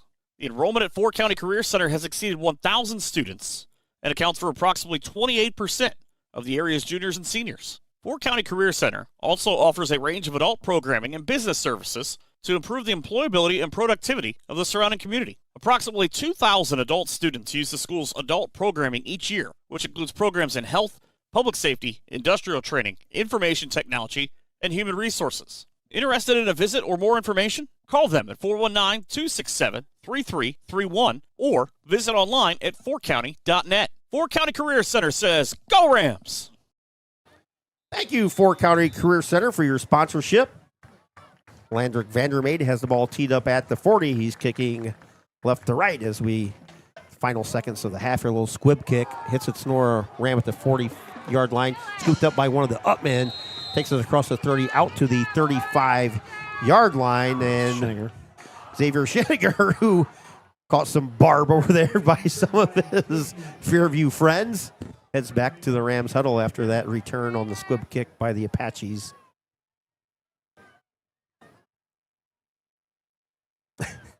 I'm sure it was friendly fire. Oh, absolutely. You know that. Caught at the, or Schinniger brings it out to the 34-yard line. Rams have 3 timeouts. We'll see what they want to do. 21-0 Fairview. Tinora does have all 3 timeouts, but they want to put any more points on the board for Fairview than what they currently have. We have a whistle at the snap, a timeout for the Apaches. We'll just keep things here. Liberty Benton pretty much putting it on Delta 42-0. Yeah, that is really not a surprise. Some people said Delta was going to keep it close, and I'm thinking Delta probably is not really going to keep it close. Carey up 6-0 on PH at the half. Carey's always tough. Carey is tough. Carey beat Tinora last year at Tinora in the first rounds of the playoffs. Eden and Edgerton tied at 7, so we still don't know if Maddox Baker is playing or not. I mean, looking at the score, I don't know. I would assume he's not. Bluffton over Western Reserve, 14-8. And with the buys this year, guys, there's really not too many scores in the area. Right. So, but stay tuned. Coming up at the half, we'll have our halftime show brought to you by BSN Sports. And then again, we'll have our halftime guest with about 10 minutes to go in the half. Dr. Richard Bailey, who is the assistant professor of sports management at Defiance College. So we'll have a little interview with him. After the defensive timeout for the Apaches, the Rams break the huddle, have it 1st and 10 from the Fairview 34-yard line. Ball's on the near side hash. Farrell in the shotgun. Make the handoff. Going to throw deep. Has a man out there. Shively, and he throws it just a little bit wide and out of bounds. Incomplete at the Apache 30-yard line. It's going to bring up 2nd and 10. Farrell trying to test the arm out there, guys, after that injury scare. Yeah, he's good. Thank goodness. Yeah, I think that was the first throw we've really seen him kind of truly air the ball out. Yeah. He runs in. He's favoring it, but It's apparently it doesn't hurt too bad. Holding it close to his body there. Yeah. But Apparently it doesn't hurt too bad. He just launched that one. the Rams break the huddle with 17 seconds left in the half. Hand off to Replogle. Or no, that's actually Hadamer. Hadamer hit it to the line of scrimmage, but does fall forward across the 35 to possibly the 37-yard line. And that will be the final play of the first half. So the Fairview Apaches are going to take a 21-0 lead into the half. We'll take a couple-minute break, thank a few of our sponsors, and then we'll be back with our BSN Sports halftime show. Again, Fairview 21, Tinora 0 as teams head to the locker room here at the reservation at Fairview High School. When you need a plumber to address your plumbing repairs and installs precisely and quickly, you call Holbrook Plumbing. No job is too small. We offer fast and reliable solutions for common plumbing issues that range from leaky faucets to clogged sewers and water pipes to broken water heaters. Our specialists will inspect every facet of your home to ensure your plumbing systems run optimally. Holbrook Plumbing installs sump pumps and cleans pipes and performs every repair you need. Hire an efficient plumber like Holbrook Plumbing who can keep your system in check. When you need a plumber to take care of business, look no further. Our team is here for you. Holbrook Plumbing is your trusted plumber in Defiance and Napoleon with over 30 years of experience. Give them a call today. Holbrook Plumbing at 419-782-8208. Are you looking for a new home or auto insurance agent? Do you have inquiries about Medicare, or are you nearing retirement? Perhaps you want to save for retirement or establish a small investment portfolio for your family. Bidlack Insurance and Financial Services in Defiance is your ideal choice. Tim Bidlack boasts over 10 years of investment expertise and can guide you in estate planning, IRAs, 401k investments, and other financial planning areas. If you require home or auto insurance, Austin Bidlack is ready to assist you. At Bidlack Insurance and Financial Services, Tim and Austin will collaborate with you to guarantee your home, auto, or business is thoroughly protected. Bidlack Insurance and Financial Services is situated at 912 East 2nd Street in Defiance. Contact Tim or Austin at 419-438-0023 today for a complimentary quote. You can also reach out to Tim or Austin online via their Facebook page. Bidlack Insurance and Financial Services extends best wishes to all Tinora Rams athletes this season. The Tinora Rams Athletic Boosters is a proud sponsor of Tinora Sports and Tinora Rams Live. The Athletic Boosters is a nonprofit organization that supports Tinora athletes, coaches, and athletic facilities. The Boosters' support is shown in many ways, including volunteering time, raising money, and contributing funds to better enhance the team or the organization's performance. Yearly and lifetime memberships are available. Visit them on Facebook at Tinora Athletic Boosters. Welcome back to Fairview High School here at the reservation. The Apaches with a 21-0 lead over the Tinora Rams. Welcome to the BSN Sports halftime show. Scoring got underway 4:10 in the opening quarter. Logan Ollinger hauled in a 23-yard pass from William Zedike. Vandermeer's extra point made it 7-0. Fairview again scored 2:38 to go in the first quarter as a touchdown run by Logan Ollinger. He lined up in the Wildcat. William Zedike was flanked to his left, and Ollinger took it in for a touchdown, and Landrick Vandermeer's extra point made it 14-0, and it remained that way all the way till late second quarter. And with 27 seconds to go in the half, a second touchdown pass by William Zedike, this time to Gavin Mead from 11 yards out. Vandermeer's extra point made it 21-0. Looking at stats, Rams have run 25 plays. They have a total of 23 yards. Obviously, a couple big sacks in that is the reason for that. Owen Farrell is 5 of 9 for 25 yards. Rams have 16 rushes for -2 yards, and again, that does include all the sack yardage. Otherwise, if you take that out, Cooper Replogle has 11 carries for 29 yards, so not much success this time around for Cooper Replogle, who had 200-plus yards in the first meeting. Owen Reynolds and the Rams' vaunted passing attack leads the Tinora wide receiving core. 2 catches for 14 yards. Dylan Shively, 1 catch for 7 yards. Josh Lee, 1 catch for 4 yards. And that's it. The Apache defense has completely shut down the Rams' passing attack. Looking at the Fairview Apaches, they've run 37 plays for 159 yards. And William Zedike is 12 for 21 for, hate to say this, just 84 yards, but he has 4 touchdown passes. And the Apaches have run 16 plays for 75 yards. And again, we'll get that official number here in a second. But William Zedike, with an electric run, actually was negated by a penalty. Otherwise, he would have about 45 more yards. But Zedike leads the Apaches with 10 carries for 48 yards. And on the receiving end, Logan Ollinger has 4 catches, 32 yards. And also for 2 touchdowns. And Gavin Mead has 6 catches for 38 yards and a touchdown reception for Gavin Mead.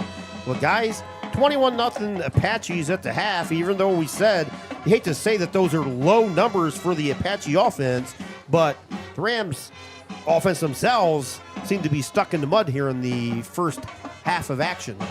Yeah, there's not much going on in the Rams offense right now. And, defensively also, we look out of sorts, but they're just having some trouble finding all these receivers. But like I said, Zedike's got all day to stand back there and pick them apart, so it's going to be tough to stop the Fairview offense, giving them that much time. So they're going to make an adjustment at halftime to get some more pressure on Zedike, get him moving. Offensively, showed a little glimmer of hope there with a run game, but we're not real sure what's going on with Farrell and the shoulder.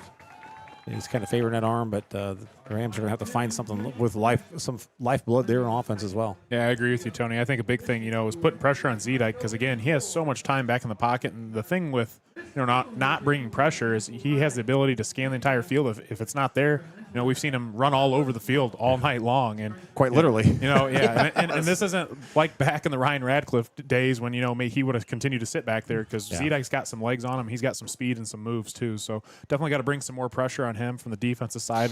Offensively too, just kind of look out of sorts for the Rams. We pick up 5 yards here, a couple of yards here, but we have yet to string together a full, complete drive down the field.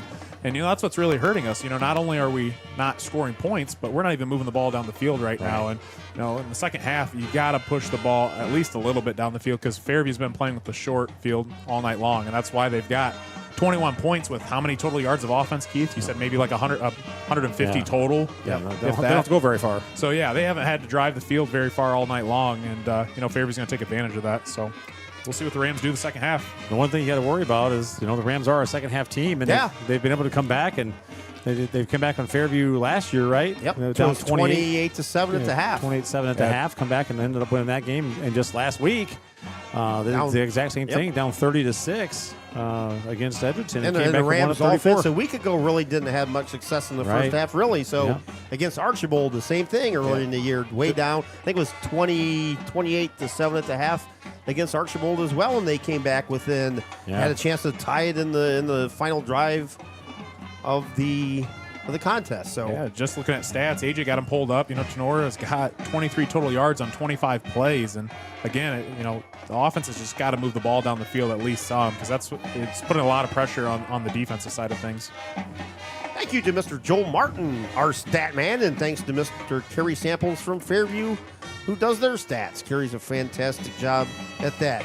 And thanks to AJ for putting together that stat program. Absolutely. Right. AJ does a good job behind the scenes here. You occasionally hear him talk. Yep, that's AJ's stat program they put together. That's great. AJ does a lot of work behind the scenes here. And if me and Coach had to operate this, we'd just be talking with no graphics. So exactly. Dr. AJ does a great job of everything behind the scenes. And actually, we didn't have power about 6:30. All the power went out up here in the press box, so we're scrambling around. Logan got out his power pack, and he's ready to go with the power pack. That's right. One of these days, we're going to need it. Got to prepare for the unexpected. But here at the half, 21-0. Looking at other area scores, Carey leading Patrick Henry at the half 6-0, and that's available on NWO Sports Radio as well. Check that on Network 1 Sports or on YouTube. Edgerton has taken a 14-7 lead over Eden. Oak Harbor 20. The winner of this game, Oak Harbor and Eastwood, plays at Liberty Center next Friday. Oak Harbor 20, Eastwood 7.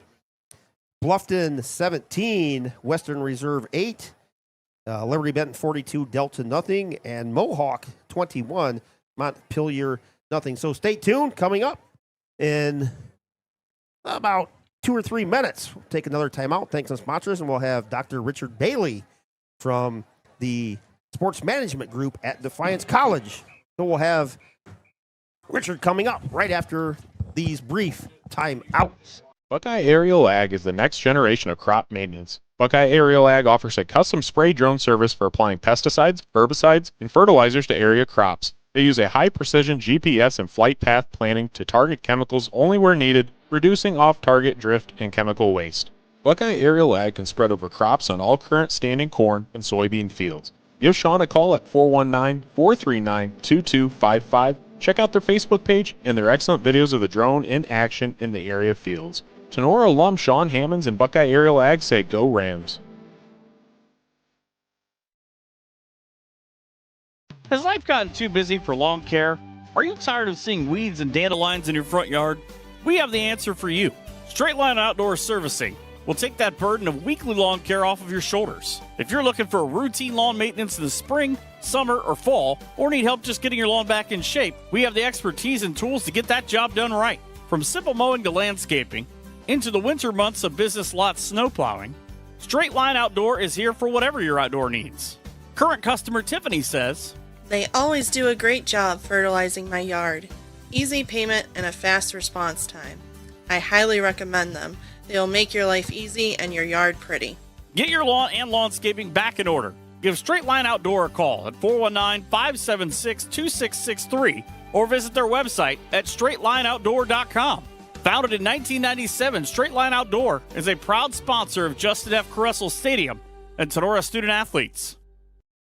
South 66 Lanes is open and ready to create memories for all ages, from kids to adults. Located at 1923 South Jefferson in Defiance, it's just a short distance from Defiance High School and the perfect place for family fun. Whether it's birthday parties or weekend family gatherings, South 66 Lanes helps those feeling nostalgic to relive their special moments. Come on in and enjoy Glow Ball Bowling or join a men or women's league today. Or savor tasty snacks, tasty pizza, cold drinks, and so much more. Invite a friend or bring the whole family down to South 66 Lanes. where we can't wait to see you knock down those pins. For reservations for your bowling party, field trip, or special event, contact South 66 Lanes at 419-769-8233 and be sure to check out their Facebook page for daily events and hours. Home of the Tinora Rams bowling team, as South 66 Lanes proudly supports the Rams.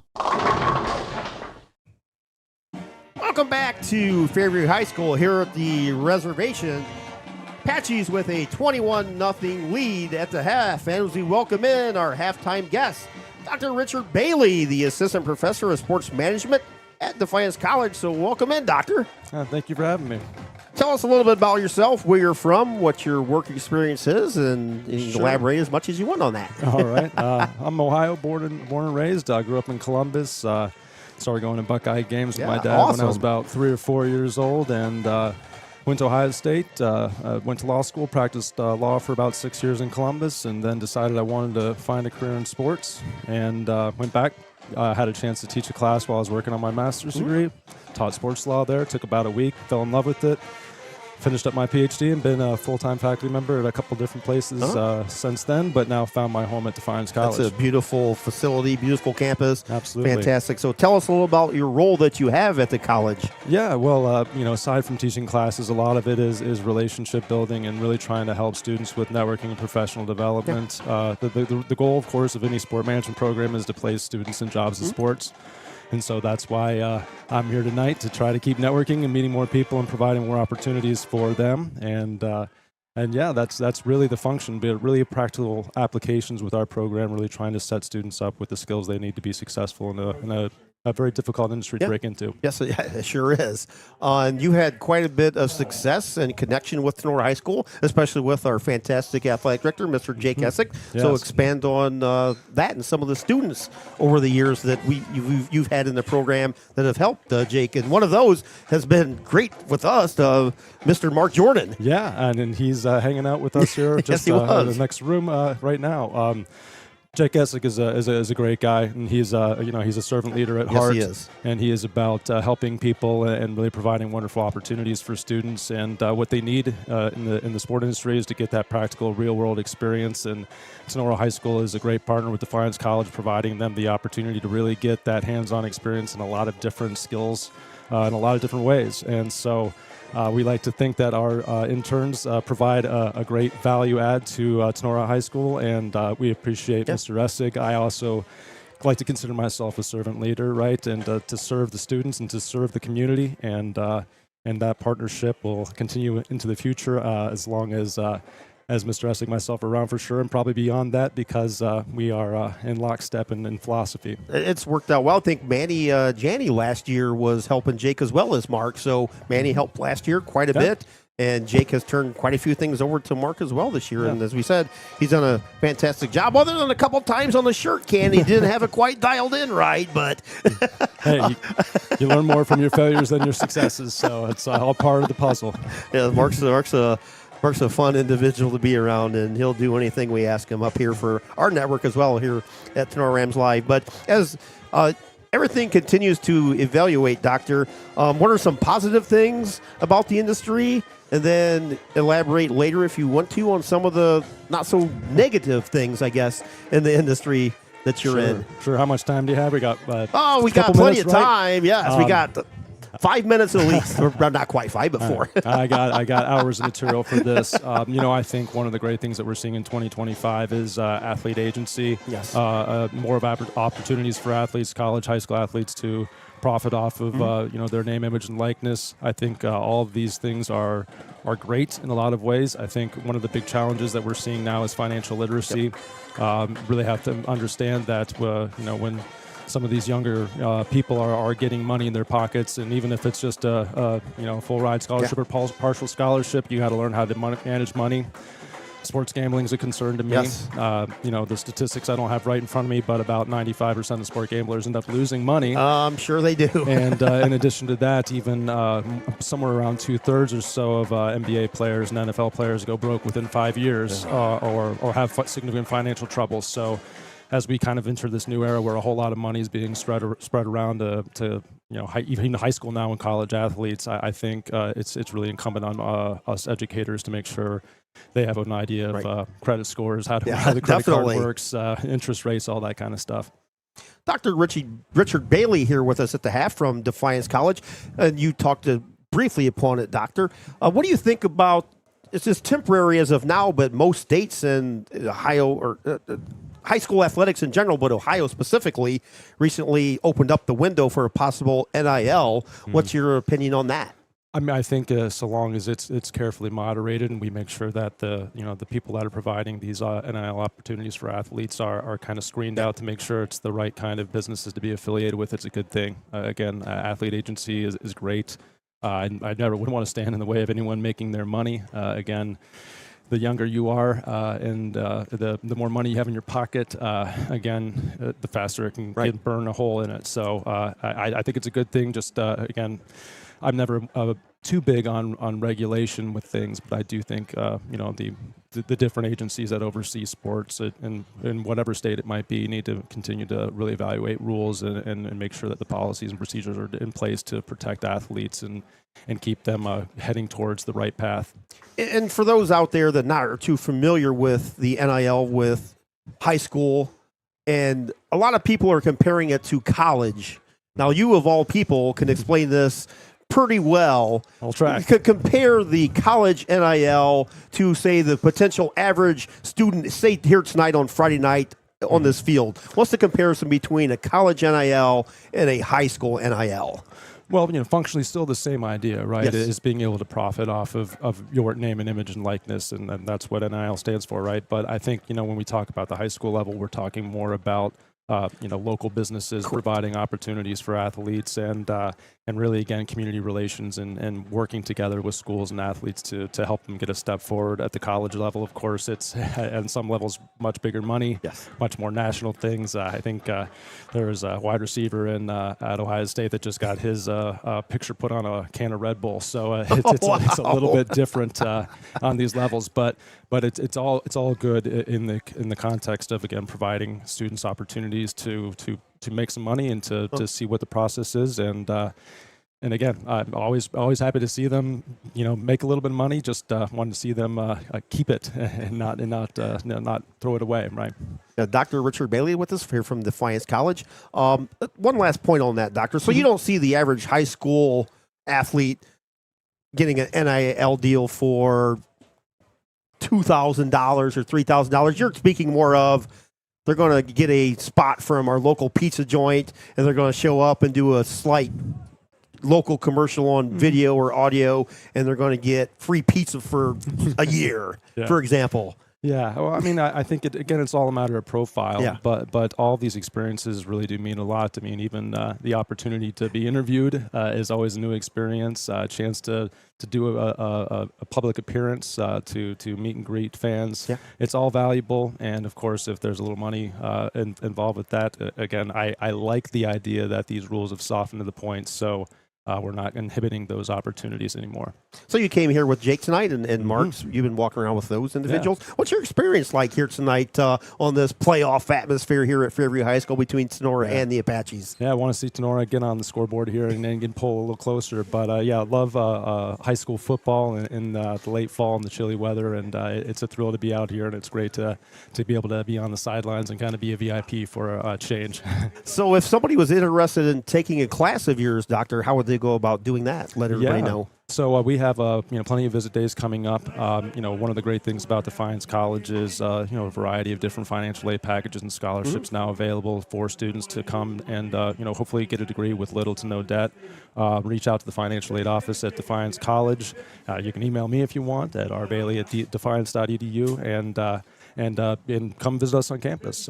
We're here and available, and really excited to meet anyone that's listening and interested. And the campus this time of year, Dr. Bailey, is absolutely beautiful with the foliage and the colors of the trees changing and everything. So, yes, if you're interested in the course that Dr. Bailey has, get in touch with him, and we'll trim this interview down, and we'll release it over the weekend. So if anybody wants to listen to it, they can and get a hold of you. Sounds good. I'll probably listen to it again myself. There you go. Thank you, Dr. Richard Bailey, the Assistant Professor of Sports Management at the Defiance College. Thanks for joining us tonight, Doctor. Thank you. We'll be back right after this. Halftime, Tinora and Fairview over here at the reservation. Apaches lead 21-0. We'll be back right after this timeout here on Tinora Rams Live. The Crescent News and Crescent News Media provide local news, sports, feature stories, obituaries, daily TV, and comics, and a weekly Entertainment Today edition, and so much more to the 6-county area surrounding Defiance. In addition to traditional print advertising, Crescent News Media offers local and regional digital marketing, including social media, and more. The Crescent News publishes a variety of specialty sections, including many for high school sports. Other advertising options include custom designs and printing for vinyl banners, window and door clings, and specialty inserts. For editorial questions, please call Todd Helberg at 419-784-5441, extension 300-738. For advertising questions, give Jason Hohenbrink a ring, extension 300-725. Call the circulation department for our current specials at extension 300-701 or 300-704. Subscriptions are available for both print and digital formats and can be purchased for as little as 1 month at a time. Visit crescent-news.com or visit their Facebook page for more info. Back here at Fairview High School again. I'd like to thank Dr. Richard Bailey for coming up and spending some time with us.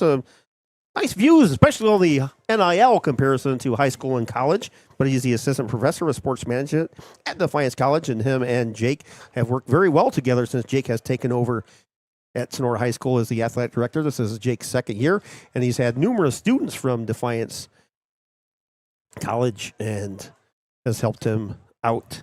Manny Janae last year and Mr. Mark Jordan this year. As I said, kind of called Mark into expedited services earlier this year when Logan wasn't available. The Rams took the lead. I think it was against Wayne Trace late with a couple minutes ago, and we need an interview on the field on the fly.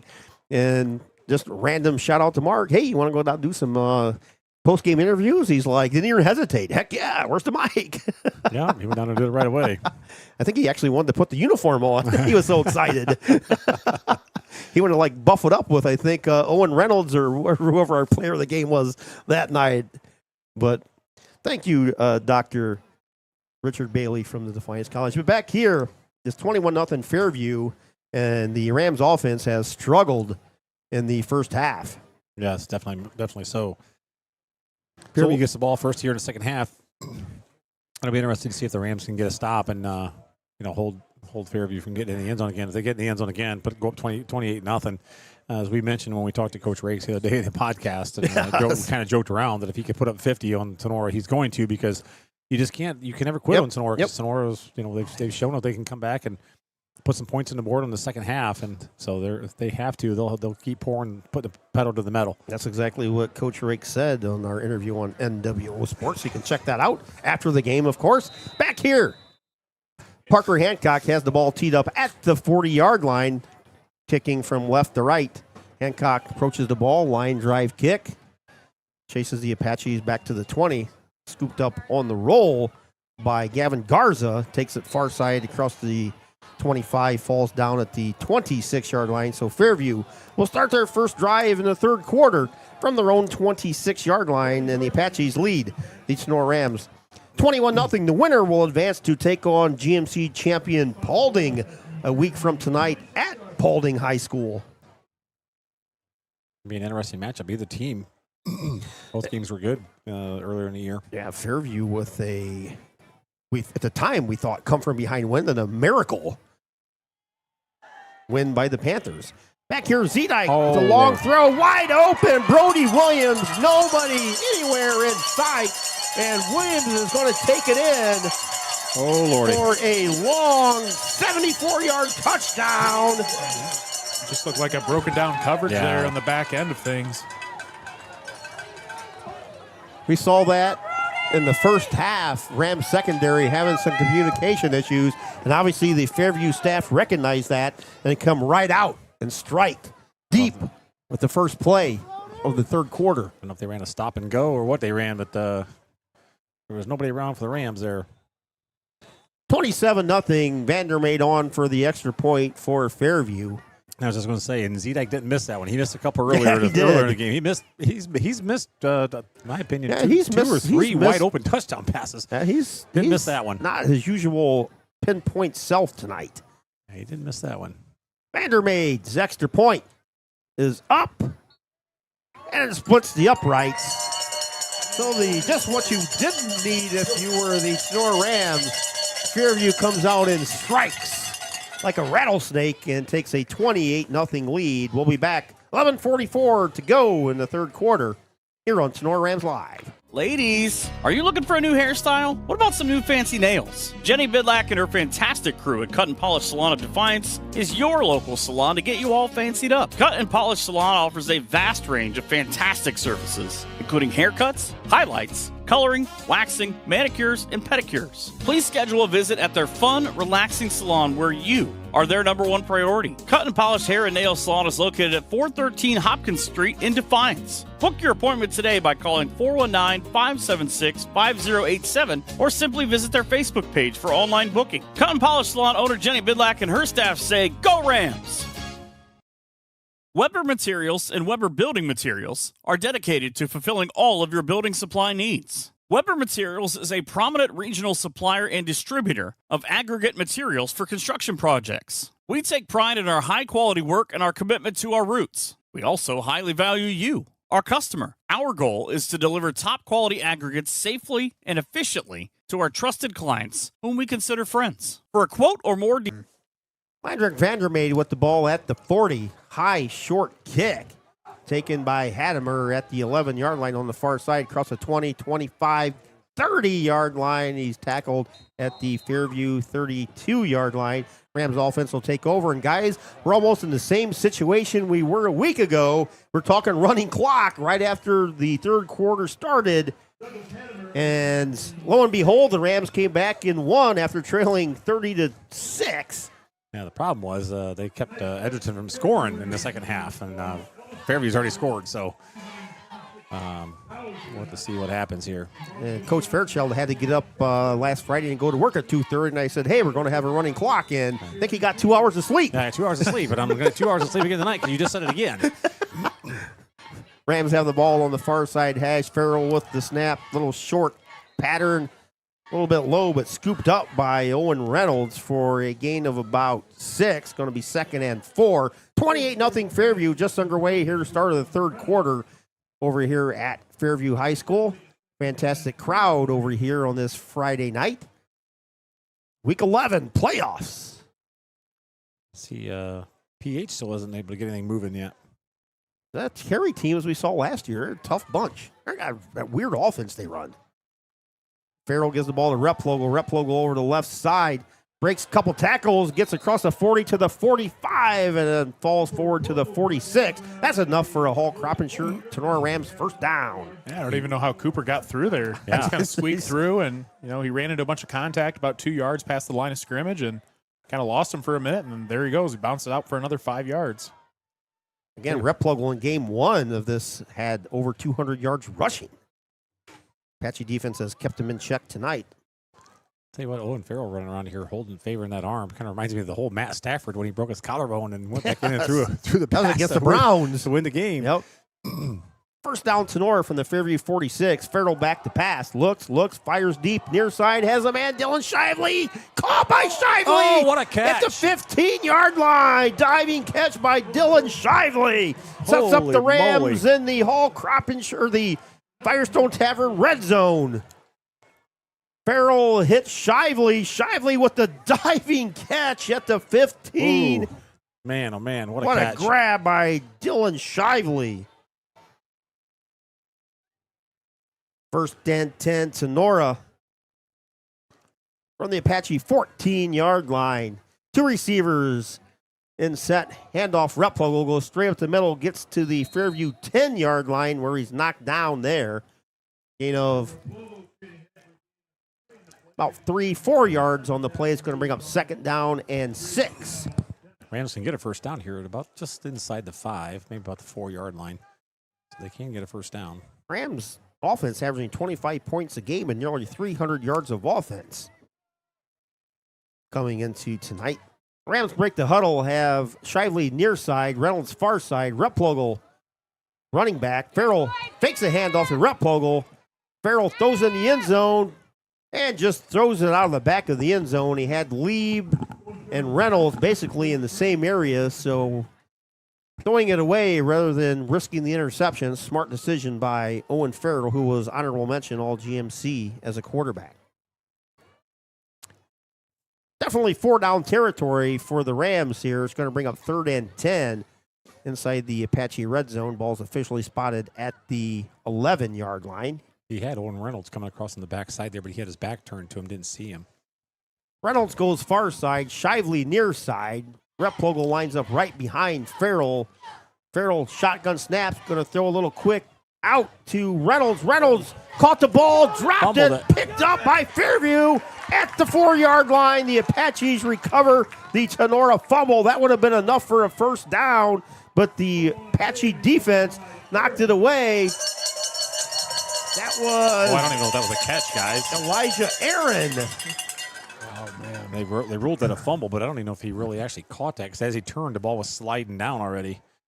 He made contact, like instantly, made contact, and the ball started coming out instantly, so I don't know if it was actually a catch. But either way, marked as a fumble, Fairview ball. Elijah Aaron alertly popped it out of there, so Apaches have the ball 1st down and 10 from their own 4-yard line. 3 receivers near side, 1 far side, 1 back in the backfield. Grinnell Dennis, Zedike in the end zone, stands, fakes, flush far side. He's going to throw it out there. Has a man at the sticks, plowed into the sticks, incomplete. Pass actually was caught by Gavin Mead as he was hit out of bounds by Garrett Sheets right into the down marker. That was Gus Weiler. Oh, was it Ian? Okay. Yep. May have to repair that down stick over there. That took a hard hit. The down stick appears to be fine. That will remain in the game. 2nd and 10 for the Apaches in the shadow of their own goalpost. They lead 28-0. Zedike in the end zone has a man thrown out there just over the head of Gavin Mead, and they were about a half a yard away from a 96-yard touchdown pass there. Yeah. Again, Zedike just missing a couple of those long balls like that. And the thing about this is, guys, with Fairview throwing from the end zone, we saw last week, there is the risk of a holding penalty in the end zone, which will result in a safety, which actually the Rams last week were caught holding in the end zone, and Edgerton got a safety. Oh, yeah, that's right. I forgot about that. Here it's 3rd down and 10. Zedike has 3 receivers near side, 2 far side, an empty backfield. Zedike sends Ollinger in motion to the far side. Zedike with the snap, little slant over the middle, caught by Mead at the 5, bounces it outside, 10, 15, 20, 25, pushed out of bounds at the Fairview 27-yard line. And that pass was literally at the line of scrimmage, and it turned into about a 25-yard gain. Yeah, just a little screen to Mead, and nothing fancy. Mead cuts it in, cuts it out, and there's just no one there to pursue for the Rams. Nice little play there for the Apaches. Once again, Cooper Replogle all over the place, playing linebackers. Doesn't give up on the play.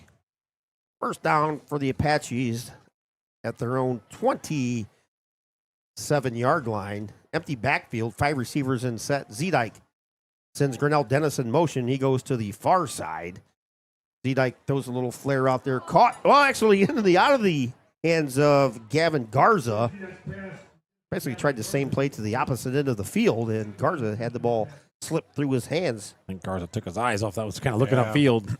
Garza just running a little swing route to the right side of the field out of the backfield, and must have just took his eyes off a little bit. He was wide open, had room to run too if he came up with the reception. Let's not be too much dew on the grass tonight, guys, because last week at Edgerton we probably saw at least a dozen people slip by now, and we haven't seen maybe I think 1 so far tonight. Yeah. 2nd 10 for the Apaches. Ball's on their own 26-yard line. Again, empty backfield. Zedike, the first team all-GMC quarterback, takes a snap. Flushed. Has all day to pass. Still looking. Now he's going to tuck it and run. Gets to the 30, 35, 40, where he steps out of bounds for an Apache 1st down. Again, William Zedike utilizing his legs instead of his arms here tonight. Guys, I don't know. Tinora just rushing 2. It's hard to get anything accomplished on defense. Zedike, again, he has no one open downfield, but yet again, he's a mobile quarterback that can move and make guys miss, and he just picks up another 1st down. Cooper Replogle again forcing Zedek out of bounds. 242 yards now for the Apaches, just 44 for the Rams offense. 3 receivers far side, 2 near side, empty backfield for Zedek. 1st and 10 from the Tinora 39-yard line. They lead 28-0. Zedek fakes, flushed again, far side. He's going to set and throw, throws it out to the sticks where it's intended for Gavin Mead. The pass is incomplete. That's going to bring up 2nd down, 2nd and 10 for Fairview from their own 39-yard line. Guys, I was just looking too, with Zedek really, not having many guys open because there's so many guys dropping back into coverage. I mean, honestly, he could run and take off and pick up probably 7 to 10 yards every single time. play. Yep. Dennis Grinnell checks in the backfield. Ball's on the far side hash. 2 receivers near side, 2 far side on the 2nd and 10. 8:38 to go in the half. Grinnell Dennis with the handoff, but we have a whistle right at the snap. We have a false start on the Apache offense. That's going to bring them back 5 yards, so it's going to be 2nd and 15. Winner tonight moves on to Paulding. It looks like Fairview could move on, and that's going to be a heck of a rematch, guys, if the Apaches hold on to advance here tonight. Basically took a miracle finish for Paulding to defeat the defending GMC champion Fairview Apaches earlier this season.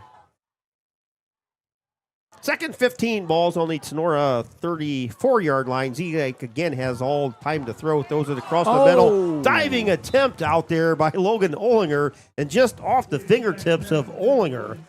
Guys, I'm not sure what's going on in our defensive backfield. We got all these players out there to defend passes, and these receivers are wide open. Yeah, Olinger once again, he's wide open. Yeah, Olinger just running free behind all of our defensive backs and safeties there. And 9 guys dropping in coverage, and we still got receivers wide open. William Zedek, 14 of 28 for 181 yards tonight, along with 4 touchdowns. Zedek again on 3rd and 15, throws out there way over the head of his intended receiver, Gavin Mead. So although not crisp tonight, but effectively using his feet. Yeah, you said 14 to 28, and I bet at least 5 of those are possible touchdown passes. Oh, yeah, he just missed, just like that definitely. one right there to Olinger. Yep. If he hits him in stride, that's a touchdown as well. But he could have really blown this game open. But good thing for the Rams is Zedek's, not spot on tonight like he normally is, but this will be, I guess, Grinnell Dennis back to punt, actually, for Fairview. Is this first punt for Fairview tonight? yeah, I think it is. Snap is a little off, but Grinnell Dennis does a good job and gets off a boomer all the way back to the 31-yard line. Reynolds takes it, goes far side where he's hit and brought down by Gage Mullins of the Apache Special Teams. Nice kick by Grinnell Dennis. So Drayton with that booming punt. Jonathan Hoffman is their number 1 punter, I believe. So the Rams will start in their own territory from their 37-yard line. They trail 28-0, 8:14 to go here in the 3rd quarter at Fairview High School. so they move the ball back down the field like they did the first drive.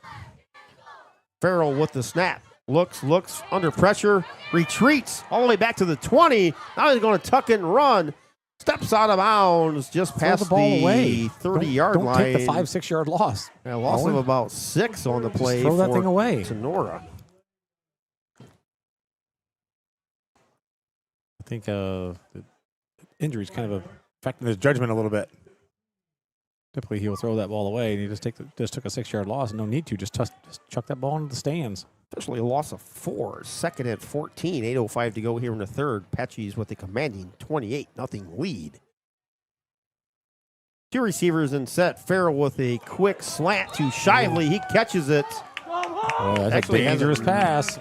knocked Just away, like the one that got actually. picked off. That's just like the one that got picked off for 6. And yeah, just a little curl route there. And Just trying to Hoffman? throw it to the far side of the field, and Hoffman was on it. Yeah, Again, he had that big interception first time they played, and he was just getting ready about to had that one. jump that route too for 6. Rams have run 33 plays for 78 total yards. Apaches have run 40 plays for 268 total yards. 3rd down and 14. Rams break the huddle. one receiver far side, Owen Reynolds, and three receivers near side. Farrell's going to throw far side out there to Reynolds. Reynolds has the ball fall incomplete at the Fairview 30. That's going to bring up 4th down for the Tinora offense. We'll see what Coach Becker wants to do here. Trailing 28-0, halfway through not even halfway through the third quarter, 7:55 remaining, and the Rams do bring on the punting unit. So Parker Hancock will kick the ball to Logan Olinger and the Fairview Apaches. I don't know what you do here. You don't really have a choice but to punt. You get Fairview the ball. Your Fairview offense ball at the is- 34-yard line. Yeah. It's Unfortunately, Rams offense has struggled tonight. Hancock with the kick. Line drive knuckleball floater hits at the 40, deflects sideways to the 35, touched officially at the Fairview 34-yard line. I think that's Liam Bainfeld with that 54 on again, which is he's 6 on offense, but 54 on defense. Well, the Apaches take over, leading 28-0, 7:46 to go here in the third quarter. They'll start this drive at their own 34-yard line. 2 receivers near side, 2 far side receivers for Zedike. Zedike, not his normal crisp self tonight, under 50% on his passes. Quick out to Olinger, catches it at the 32, makes a man miss at 35, 40, 45, 50. Goes far side, 45, 40, 30, 20, 10, touchdown, Fairview, Logan Olinger, 66 yards. Wow. yeah, just 60. Getting the ball to your athletes out in space and little bubble screen there, and Olinger's just able to cut and juke all kinds of people out all the way down the field for a touchdown for the Apaches. 60 yards. 66 yards. 66 yards, says Coach Fairchild. 34. Yeah, ball in the 34, I believe it was. Yeah, my Mr. Printer math doesn't add up sometimes on the fly.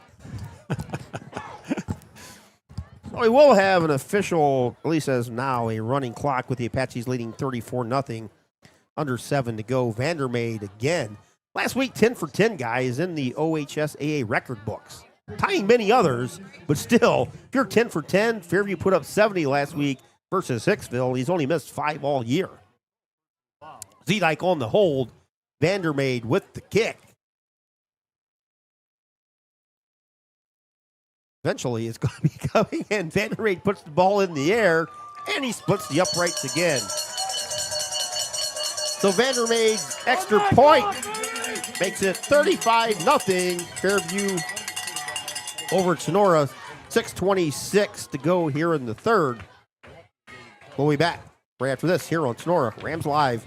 Northwest Ohio Sports is the place for sports rankings, news, scores, podcasts, and more for area athletics. Check them out at Northwest Ohio Sports on Twitter, Instagram, and Facebook. At Patriot Outdoors Hunting, our primary focus is on supporting military service members through outdoor therapy. We are a nonprofit organization dedicated to assisting America's service members after their deployment ends. One way we do this is by offering outdoor experiences as a form of therapy. If you are a veteran or know a veteran who would enjoy an outdoor adventure, please share their name and contact details with us. We also encourage all veterans to register with Patriot Outdoors. Every month, we select winners for Patriot Outdoors gear and notify veterans about upcoming events. Registering also gives you a chance to participate in our annual hunting trips, which include the hunts for deer, turkey, and wild boar. To support a veterans trip or to donate products or services to help more veterans take part, contact us at patriotoutdoorshunting@gmail.com or call Jeremy Bainfeld at 419-579-0427. Patriot Outdoors Hunting, connecting veterans with the outdoors. Home of the free, because of the brave. Look, Patriot Outdoor Hunting, sponsor of our play of the game. Thank you, Mr. Jeremy Bainfeld. Vandermeid again has the ball teed up at the 40.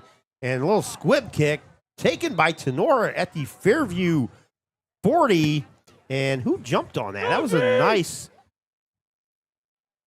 Good That was scoop. Jaden Ort, the freshman, scooped it up like a second baseman. Wow. Yeah, Yeah, hit I'm him. surprised he came up with it. Yeah, it hit him, and he just went right into his hands.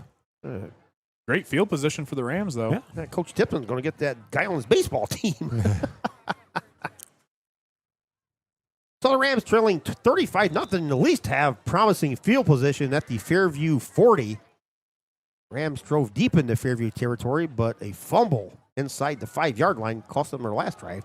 Cooper Replogle takes the handoff from Owen Farrell, gets across the 40 down to the Fairview 36-yard line.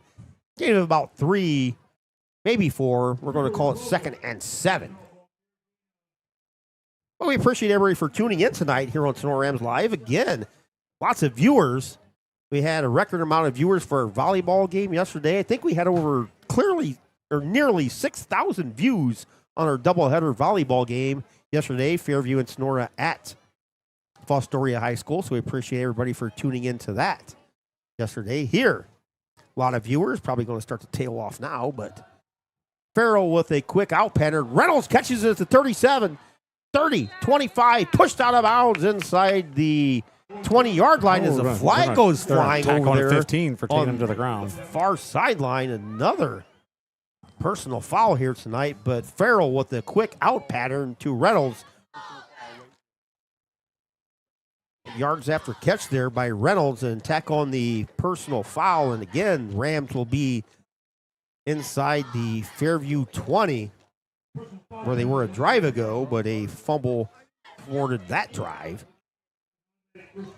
4:25 and winding here at the reservation with the running clock. Fairview 35, Tinora nothing, and the winner, more than likely Fairview, will advance to play the Paulding Panthers next week at Paulding.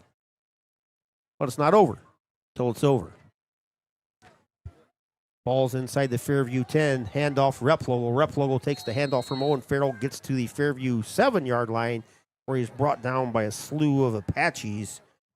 Brody Williams in on the tackle for Fairview. But we appreciate everybody for tuning in all season long, whether this is our last broadcast from the fall.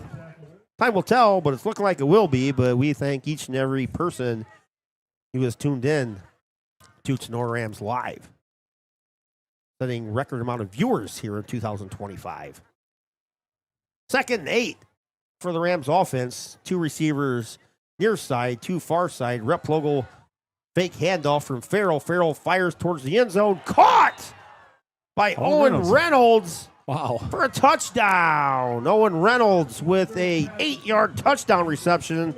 And the Rams are on the board. And as of now, that stops the running clock. Nice catch by Reynolds. Yeah, Farrell puts it right over top of the Apache defender, and only where Reynolds can get it. And Reynolds been on fire the last couple of weeks for the Rams. He has.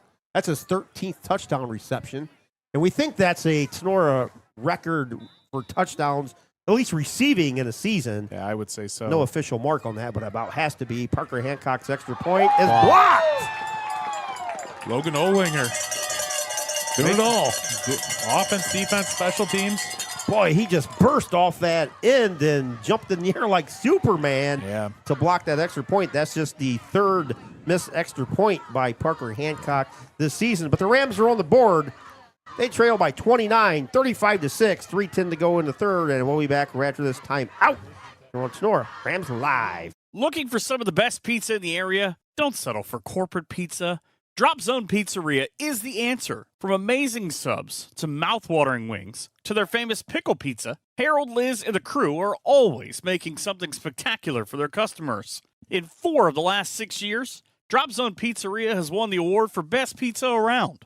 Drop on in to Drop Zone Pizzeria's 2 locations, in downtown Ayersville at 13995 Fruit Ridge Road or at 301 South Defiance Street in downtown Stryker, and find out for yourself. Order by calling Ayersville at 419-395-2525 or Stryker at 419-990-2525. Ordering is also available at toasttab.com. Be sure to visit the Drop Zone Pizzeria on Facebook. The Drop Zone Pizzeria says, "Go Rams!"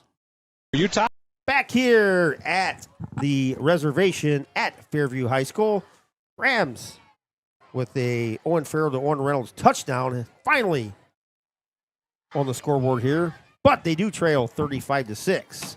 Those of you listening on Sunday, we appreciate you listening on Sunday all year long on WDCM. And the Woo! Yes, I usually listen Sunday morning when I'm going to the grocery store. I'm like, I'll just listen to our broadcast. Little onside kick. Owen Reynolds actually comes Rams up and got it. kicks it, and the Rams do recover the onside kick. Nice kick. That went 10 yards. Yeah, and the sure did. Rams come up with the football. Cooper Riffle got that. That was a nice kick. Perfectly executed as Owen Reynolds came in from the opposite side to Shively and Cooper kick both it. had it. And a good job by the Wow, Rams what a special teams there to out-wrestle the front line of the Apache special teams. So the Rams, Well, we know Tenora's a second-half team. unfortunately, there's just 3:08 to go in the third quarter. We still have the whole fourth quarter. Not sure what the To referees play. are talking about. No doubt about it. Went That would- 10 yards. Yeah, nobody Oh, yeah, touched not even it. Close. Clearly went 10 yards.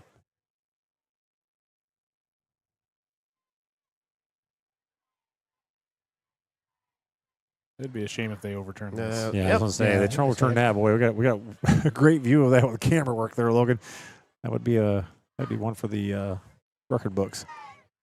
So the Rams do recover the onside kick, is officially spotted in Fairview territory at the Apache 47-yard line.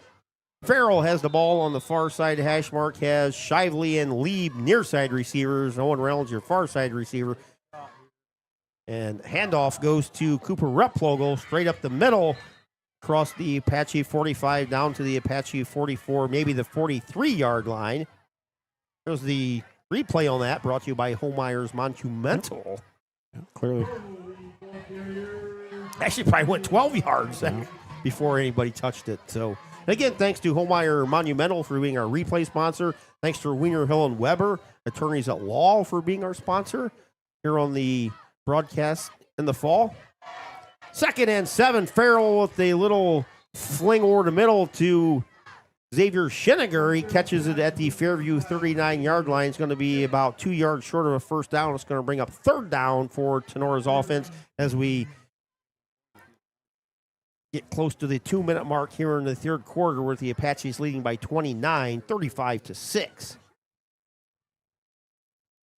I feel like Gus Johnson tonight, guys. I spent most of the game calling it from the monitor. I know.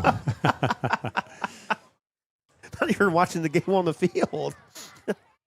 Farrell hands it off to Replogle. Replogle up the middle, gets close to the first down, and I think he has it as the ball is touching the Fairview 35-yard line. Actually, during COVID, I did a game from my garage. I took the feed from Wayne Trace, piped in some crowd music from my phone in the background, and actually called the game on radio from my garage. Wow. So it actually worked out pretty well. It's kind of like this, actually.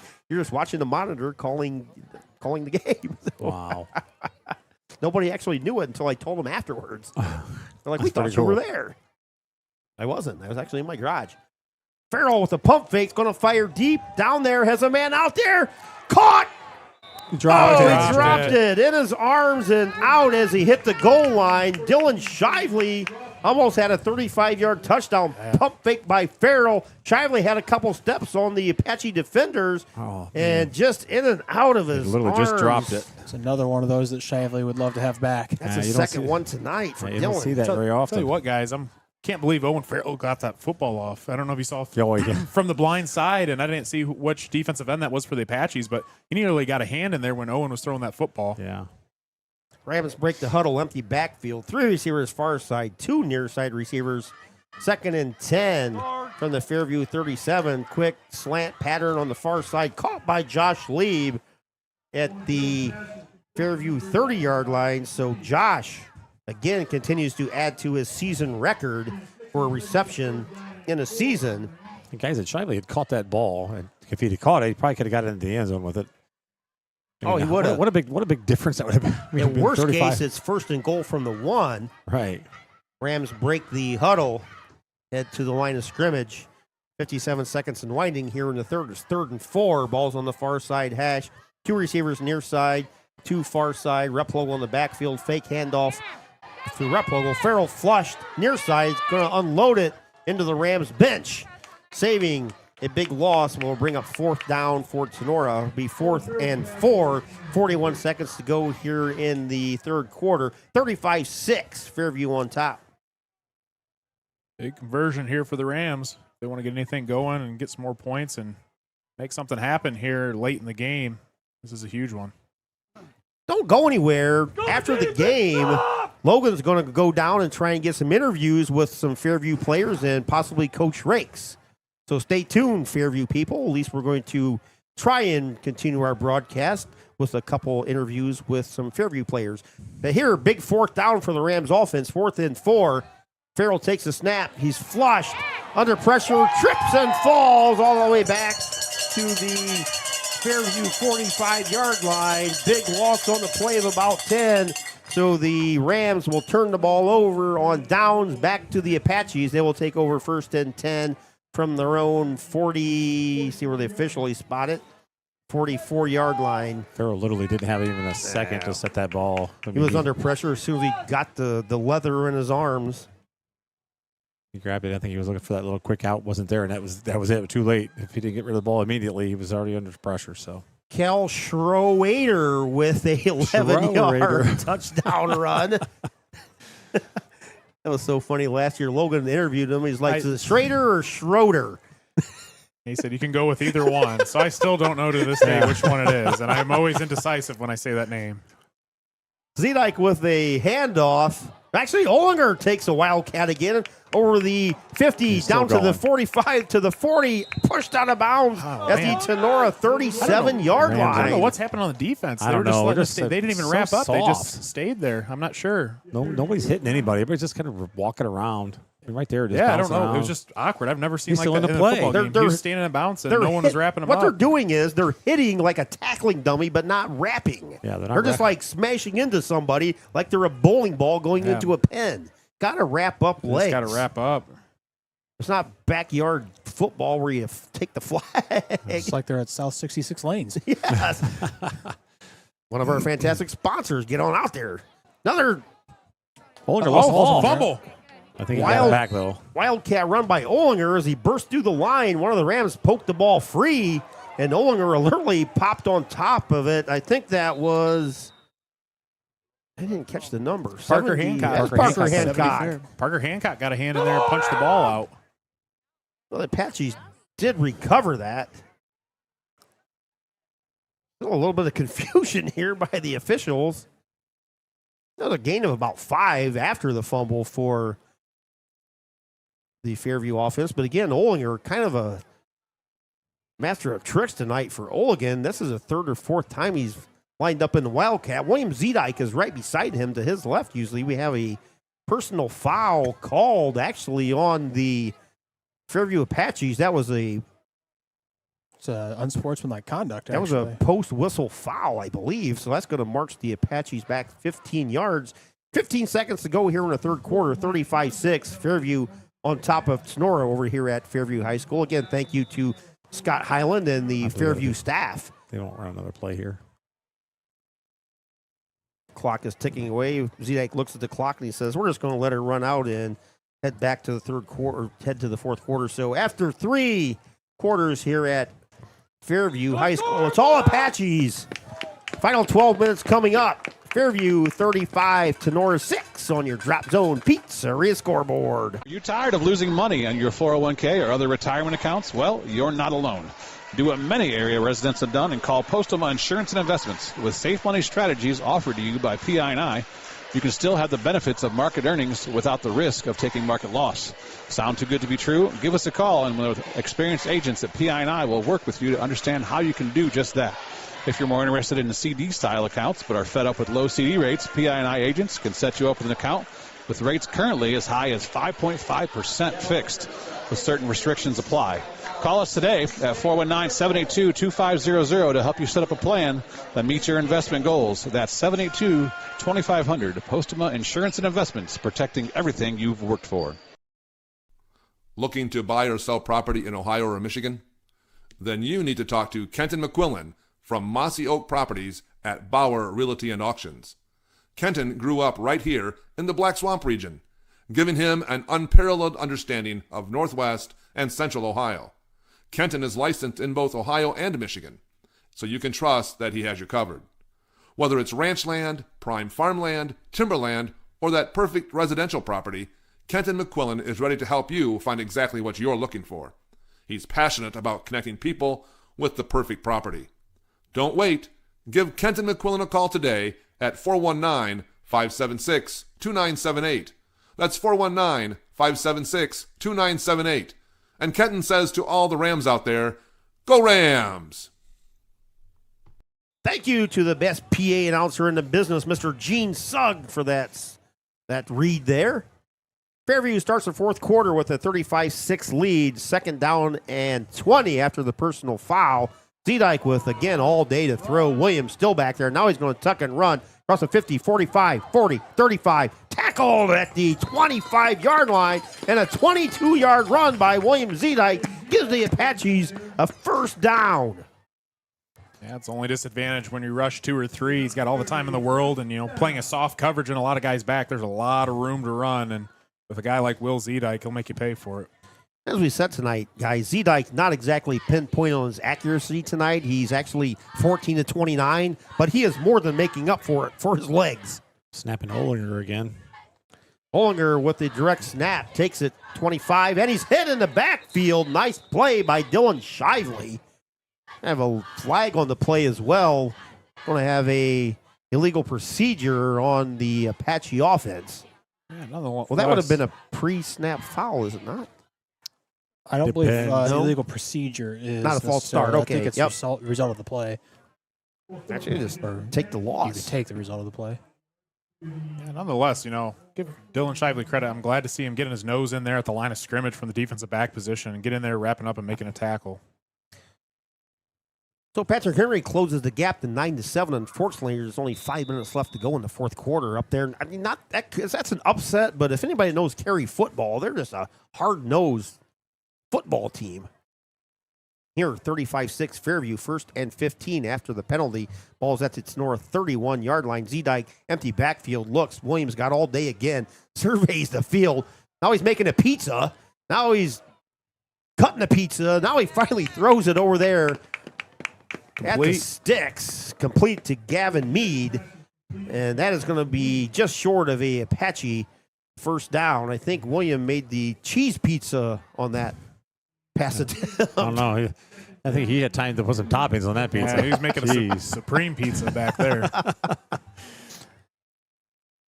Gain of 13 is going to be 2nd and 2. Ball's on the far side hash for Zedike. He has 3 receivers in set, 1 back next to him. Zedike throws into the end zone. Receiver out there, caught in the corner of the end zone. Touchdown. Miss that one. Shady Fritch. Fritch from 18 yards out. Gives Nice the pass. Apaches. Yeah, nice pass. Zedike puts it right on the money to Fritch. Right in stride, too, in the back corner of the end zone. And, again, Zedike has all the time in the world to sit back there, throw with no pressure at all, able to come up with the touchdown reception from Zedike to Fritch. So that makes the score 41-6 Fairview. Again, 30-point plus will make it a running clock. Landrick Vandermeid on for the extra point. William Zedike on the hold. And again, the first team all-GMC kicker, Landrick Vandermeid. Low snap. Zedike puts it down. Vandermeid gets it in the air and splits the upright. Under 10 to go here in the fourth quarter on your Drop Zone Pizzeria scoreboard. Fairview 42, Tinora 6. We'll be back right after this time out here on Tinora Rams Live. Higby Embroidery of Defiance offers custom screen printing and custom embroidery to local high schools and individuals from all areas. Connie Higby and her staff have been serving and supporting Tinora High School as well as the Tri-County area since 1999. From throws to t-shirts to school jackets and much, much more, Higby Embroidery is here to serve your custom needs. Higby Embroidery also offers custom artwork if it is needed to complete your project. Higby Embroidery is located at 1940 East 2nd Street, right here in Defiance, Ohio. Contact them at 419-428-3000 or visit them online at higby.com or Higby Embroidery on Facebook. If you are looking for a customizable item, Higby Embroidery is your place. Higby Embroidery, a proud sponsor of the Tinora Rams Live Player of the Game Award. Here, Zedike with another touchdown pass. This to Shady Fritz, 42-6. Cary just scored. Looks like they're going to upset Patrick Henry at Patrick Henry, Logan. Yeah, it's crazy. I think 16-7 with 1:42 to go in the game. And, again, Man, Carey, I think, was overlooked too. But absolutely. they're 5-5 only, but tough. Historically, a program that you can never count out in the playoffs, and very rich football tradition over there. And yeah, I think it looks like they're going to knock the 8 seed and Patrick Henry off, which a lot of people had going deep. Yes, Edgerton with a 21-14 lead over Eden as well. Vandermeer with a deep kick. Sheets all the way back at the 6. Has the ball go through his arm. He slips. Sheets picks the ball back up. Now delays his run. Hit at the 15. Falls forward to the 16-yard line where the Rams will take over 1st and 10 from their own 16-yard line. They trail 42-6, 9:30 and counting here in the 4th quarter. Thank you, Matthew Clark, for that update. Kellen Sanchez with a 65-yard touchdown, and the PAT was good. That broke the tie. Wonder if Baker's playing then. That's what I'm must looking at. be. I don't see anything about. No, Parker Eldon finds Carter Gibson for a 26-yard touchdown toss from Maddox Baker. Okay, so Maddox Baker is quarterbacking, says Matthew. Thank you, Matthew, for that update. Rams have 3 receivers in set. Owen Farrell hands the ball off to Cooper Replogle, and Replogle takes the ball across the 15, falls forward to the 16, maybe 17. Minimal gain on the play. It's bring on a 2nd down for the Tinora offense.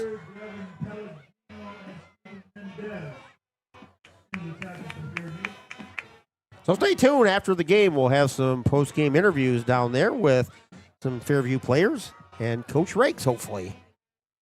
Again, get a chance, go back and listen to that Coach Rakes interviews that Logan conducted on Tuesday night, NWO Sports. It's on YouTube or Spotify. A little quick out pattern. Josh Lieb with a reception. Pushed out of bounds at the 20-yard line. It's going to bring up 3rd down for the Tinora offense. Under 8 to go here at the reservation at Fairview High School, 42-6. Feel like I'm 2 years old and standing in front of my TV 1 foot away. Coach should have tapped me on the shoulder and was like, dude, what are you doing? Hurts your eyes. How many times did you hear that as a kid? You're going to hurt your eyes. All the time. That's why I can't see now. 3rd and 7, under 8 to go here. Rams trail 42-6 as their season looks like it's going to come to an end. Farrell back to pass. Looks. Still looking. Throws it over the middle across his body. Ball's knocked away. Intended for Dylan Shively, but a nice defensive play there by Gavin Mead. Gavin Garza. Gavin Garza. Too many Gavins.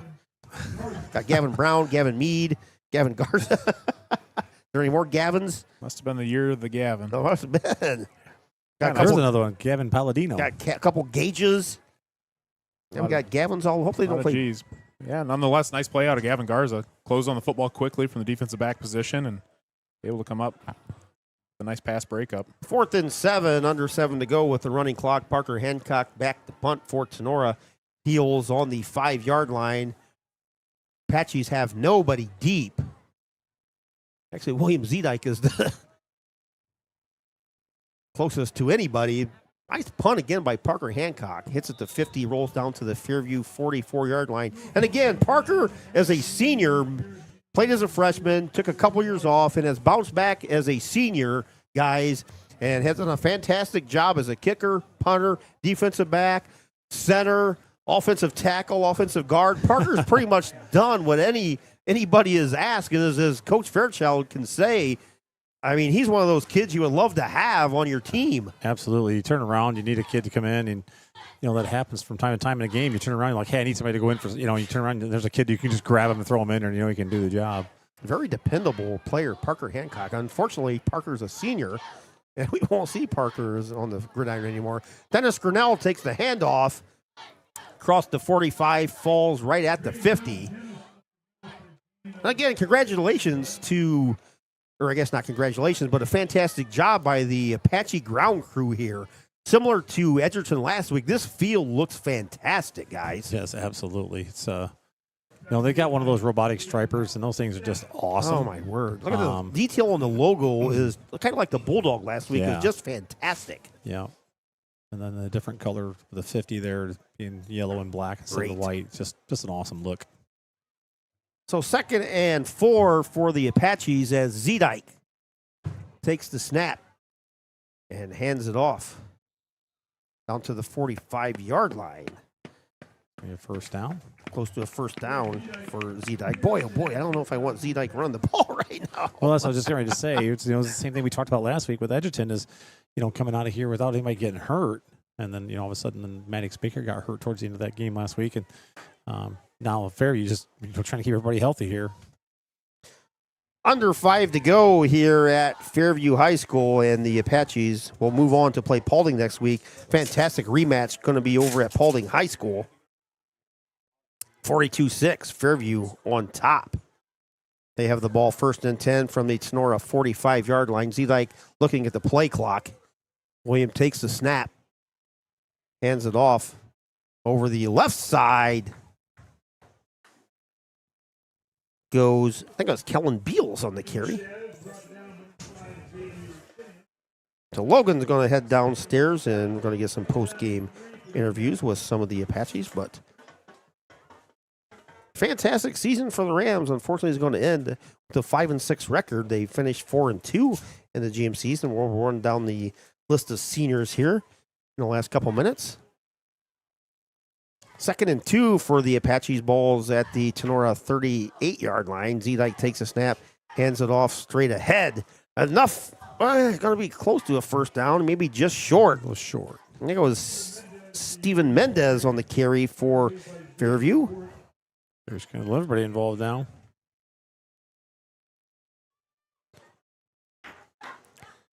Can't seem to get my phone to work here. Trying to get some photos for the post game, which I didn't take any photos tonight, so I'm trying to sneak a couple in here real quick. But it's not cooperating. Have to steal them from the camera here or the monitor in front of me. 3rd down and 1 for the Fairview Apaches. Z-Dyke fakes it. Going to throw a little fair air out there to Olner. Catches at the 36. Across the 35 down to the Tinora 33-yard line, and that's enough for a Apache first down. But boy, oh boy, under 3 to go here, 42-6, and the Apaches still have their starters in throwing the ball around. And now Coach Rake says, that's it. That's it. Yeah. That's it. I've seen enough. We're getting out of here healthy. Absolutely. Yeah, that was time to. Olinger just ran up and got the first down and just took a dive there, down the ball. Now you got about, 3 snaps of the ball maybe? Yeah, Rams have 3 timeouts, but they're not going to utilize those. No, 2:30 to go here, the running clock. It's 42-6. High snap into the game is Gavin Brown. Another Gavin, as Coach said. So Brown with a quarterback. Penalty flag come flying there. For the Apaches. And usually when you see a kind of a rush, like a line change like that, usually the first play is a penalty because somebody's not lined up right or you have a false start and there is a flag on the play. So it's a legal shift on the Apache offense. That'll march them back 5 yards. We're down to under 2 minutes to go here. We appreciate everybody. And thanks to the Rams senior class, Dylan Shively, Parker Hancock, Abram Jimenez, Drayden White, Brock Bailey. And I think that's the Rams senior class. Kind of a small senior class, but we appreciate everything those gentlemen have given to the Rams football program throughout their junior high, high school, and little league careers. Coach Fairchild had most of these kids out here. Yep.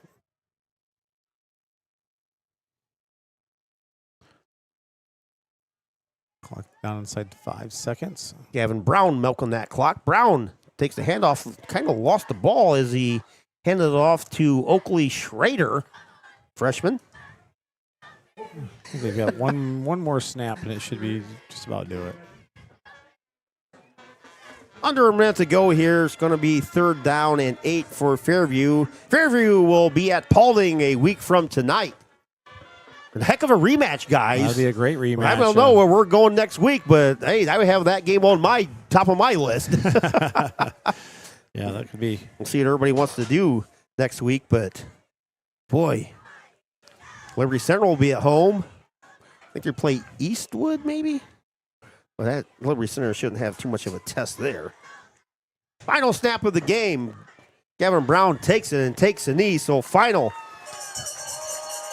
from Fairview High School. Fairview Apaches advance to the 2nd round of the OHSAA playoffs with a 42-6 lead. Stay tuned. Coming up, as we said, Logan's going to try and get some post-game interviews for our Apache fans out there. And again, fantastic season by the Tinora Rams. Nothing to hang your head about. You started 0-3, and you finished 5-5 in the regular season. You qualified for a Week 11 game when only 12 teams make the playoffs this year. So congratulations to Tinora and their senior class, Dylan Shively, Parker Hancock, Abram Jimenez, Drayden White, and Brock Bailey. All those individuals gave all they had to the Tinora football program in the last 4 years. So best wishes, and some of those will transition into winter sports and then spring sports. But at least as far as a Ram football player, your Friday night under the lights have ended, and you'll have lots of memories that will live on forever. So best wishes to the Rams senior class. But we'll be back after this timeout. Again, Fairview moves on with a 42-6 win. Ensign's Pub in Defiance is renowned for its delicious hot beef sandwich and the hot beef challenge. The pub offers weekday specials and icy cold drinks. Guests can enjoy Flat Top Tuesdays, Manhattan Thursdays, Fried Bologna Fridays, Chili Dog Saturdays, and many other specials. Happy hour runs daily from 4 to 7 p.m. Located at 611 Ottawa Avenue, Ensign's Pub provides excellent food and a lively atmosphere. Call 419-785-4642 or visit their Facebook page for more details. The pub is closed on Sundays and Mondays. Brendan Ensign and his family staff also broadcast Tinora Rams games on TV. So stop by before or after the game to enjoy the best hot beef sandwiches around. Ensign's Pub, a proud sponsor of Tinora Rams Live. Are you ready to find your dream home in Northwest Ohio? Or maybe you're looking to sell and get the best value for your property? Then you need to call Matt Yost of Remax Realty in Defiance. For more than 20 years, Matt has been the #1 sales agent in Defiance, consistently helping his clients achieve their real estate goals. A 6-time winner of the prestigious Remax Platinum Club Award, Matt has proven his dedication to buyers and sellers alike. With 23 years of experience serving Napoleon and Bryan, as well as Paulding and Defiance counties, Matt Yost knows the market inside and out, and he's ready to put his expertise to work for you to make your property search or sale a smooth and successful one. Don't settle for less. Contact a leading agent in the area. Call Matt Yost at Remax Realty at 419-784-3070 or reach him directly at 419-438-0790 and let Matt help make your next move a success. Optimal Performance Fitness stands apart from typical gyms. At OPF, you're not just buying access to a treadmill. We offer a specialized fitness coaching center committed to providing an exceptional experience that emphasizes accountability and achieving results. You can choose to work individually with a certified personal trainer or join a community of like-minded individuals. At Optimal Performance Fitness, we strive to create a welcoming environment that you genuinely enjoy and look forward to visiting. We are your supporters, motivators, and soon to be family. Optimal Performance Fitness is dedicated to helping you become your best self. Contact us today to begin this transformative journey. It can be life-changing. Stop making excuses. Let's roll up our sleeves and collaborate at either our Napoleon or Defiance location. Call Jake at 419-438-7265, visit our Facebook page, and create your journey today at Optimal Performance Fitness. Okolona Tavern, located in downtown Okolona, is the home of the famous Okie Tavern Wings. Stop in after the game and get some delicious wings, burgers, fries, onion rings, and enjoy an ice cold beverage while talking about the game. Hours of operation are Tuesday to Sunday, opening at 4 p.m. Check out the Okolona Tavern on Facebook for a menu before you head out. Mexican food specials every Thursday and Sunday. The Okolona Tavern, a proud supporter of the Tinora Rams. Attention, Defiance area farmers. Are you looking for top-notch crop insurance to protect your hard work and your livelihood? Hall Crop Insurance is here to help. Whether you're planting, harvesting, or just planning for the future, the dedicated team at Hall Crop Insurance takes pride in providing excellent... Yep. Back here, Fairview with a 42-6 victory. They'll move on to face Paulding. We'll send things down to Logan, who has Coach Doug Rakes. Down here with Coach Rakes for the Fairview Apaches. Congratulations, Coach, on the big 42-6 win.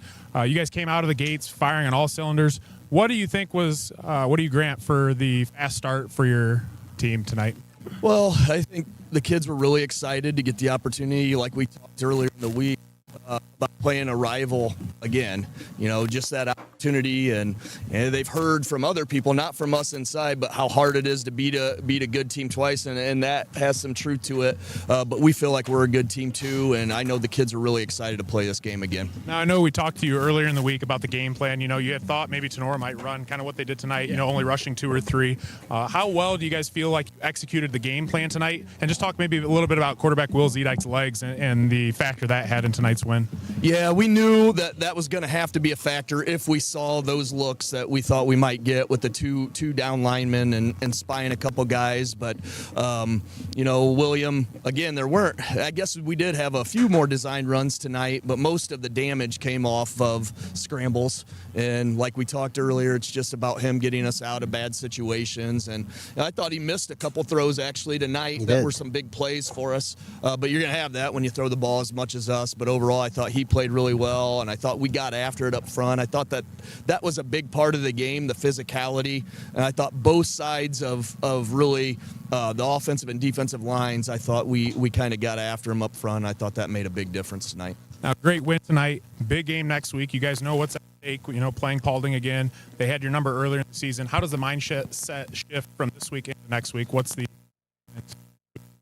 matchup? I just told the players we'll enjoy this one tonight. I'll enjoy it, but I'm flipping the page. The page is flipped for me already. It's Paulding mode right now. We'll let them enjoy this one tonight, and then tomorrow we'll have films and some lifting, and we'll get right to work on Paulding, and this should be a big game. It's going to be a good one, I think. Congratulations and good luck, Coach. All right, thank you. Logan Bailey with victorious coach Doug Rakes. Now, Logan, to wait on Logan Olinger, who's interviewed by the Crescent News down there. Aaron's going to conduct a quick interview with Logan Olinger, but Fairview with a 42-6 victory here. We got Logan's down there with Logan, so we'll send things down Logan Bailey with Logan Olinger. Down here with Logan Olinger for the Fairview Apaches. Big game tonight, Logan. What kind of led to your success tonight on the football field? A lot of big plays, juking guys out all over. Just take me through what was going through your mind all game long. I just try to make a play even if nothing's there, just try to make a play. But really, it all comes down to I get good blocks, and when I am out running around, running back and forth, my blockers never stop, and they find someone to pick up, and then I just cut off of them and try to make the most of it.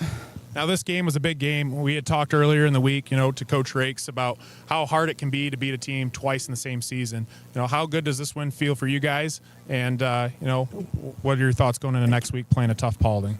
It feels great, especially because we kind of fixed up the things that got us last time, stopping the run, all that. And then going into next week, all hands on deck. We're focused. We won it really bad from last time, and I just think we've been waiting for this moment for a while. All right, congratulations, Logan Olinger, and good luck next week. Thank you. Mr. Do It All tonight for the Apaches, Logan Olinger. Congratulations to him as well. Doug Rakes. Coach Rake has now moved into second position all time as far as wins as a Fairview Apache head coach. He patches S.G. Brugler, who had 70. That was from 1978 to 1988. He's now second to head coach Bob Olin, who is at the top of the list with 104. So congratulations to Coach Rakes.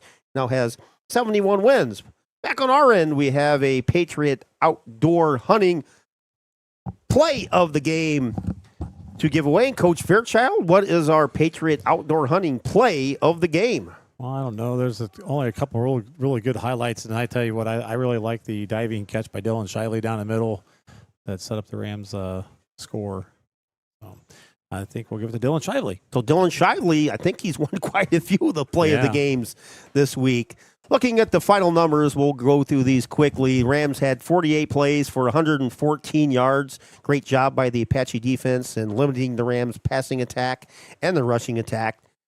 For Fairview, 58 total plays, 362 yards. Not your typical William Zedike passing game, as he was 17 of 32 for 217 yards. But for Zedike, as we said, and Coach Rake said, he more than made up for it with his wheels. 13 carries, 86 yards, and actually his best run of the night was eliminated by a penalty flag. So that was a fantastic game by William Zedike, even though his right arm wasn't as accurate as it normally is. Again, our final broadcast here tonight. And again, one final shout out to the Rams senior class of Dylan Shively, Parker Hancock, Abram Jimenez, Drayden White, Brock Bailey. Thank you again for all you've done for the Tinora Ram football game. And thanks to all of our sponsors here this season, our title sponsor, Wiener, Hill and Weber. And thank you to our replay sponsors as well, our replay sponsor, Homeyer Monumental, Optimal Force and Fitness in Defiance and Napoleon, Clubhouse Pizza and A, Baton Stevens Body Shop in Jewel Grain, Tinora Rams Athletic Boosters, Wooden Indian Pawn Shop, Bidlack Insurance and Financial Services, Cut and Polished Hair and Nail Salon, Hall Crop Insurance, Signs Excavating, Higby Embroidery, Drop Zone Pizzeria, Oklahoma Tavern, Malmy Valley Title Agency, BSN Sports, Firestone Tavern, Postgame Insurance and Investments, NWO Sports, Mr. Logan Bailey. Make sure you check out our podcast. Brothers Tacos and Catering, Schlegel Farms, Vince Salinas and Michelle Bacon, Laura Kepi, Jake Samantha and Milo Essig, Corey Hornish, Kevin Weber of Weber Materials, Prosperity Painting, Stark Brothers Advertising, Matt Yost of Remax Realty, Straight Line Outdoors Lawn Care. Thank you, Dennis Bosselman and their fantastic crew. Mossy Oak Properties, Kenton McQuillan, Ensign's Pub. Stop out after the game or before the game and say hi to the crew at Ensign's Pub. Patriot Outdoor Hunting. Thank you, Jeremy Bainfeld, for all you've done this season. We'll have Jeremy on. Got a volleyball game tomorrow. Unfortunately, we won't be able to bring you that game on Tinora Rams Live, but we'll get to that in a second. South 66 Lanes, Holbrook Plumbing, the Crescent News, Marco's Pizza, Fort County Career Center, McCarthy's in Defiance, Barney's in Evansport, Defiance Therapeutic and Wellness Center, Harvest Moon, Defiance Water Recreation, Buckeye Aerial Ag. Thank you, Sean Hammond, and Homeyer's Monumental, as we said, for the replays. And thank you, the commercial voiceover man, Michael Hearn, and Mr. Gene Suggan. Thanks to all of our crew here. Coach Tony Fairchild doing a fantastic job. Dr. Logan Bailey on camera all season long, and fantastic analysis from Logan's side. And man behind the scenes, Dr. A.J. Fairchild, all these gadgets and graphics and everything. I can tell you, I don't know how to do it. Coach Fairchild has no idea.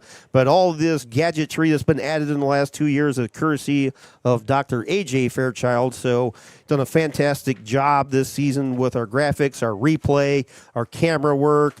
I mean, me and Tony just show up because we have no idea how this stuff works. We just take it out of the boxes and put it back away. So thanks to our fantastic crew here at Tinora Rams Live for another. Each year we get better.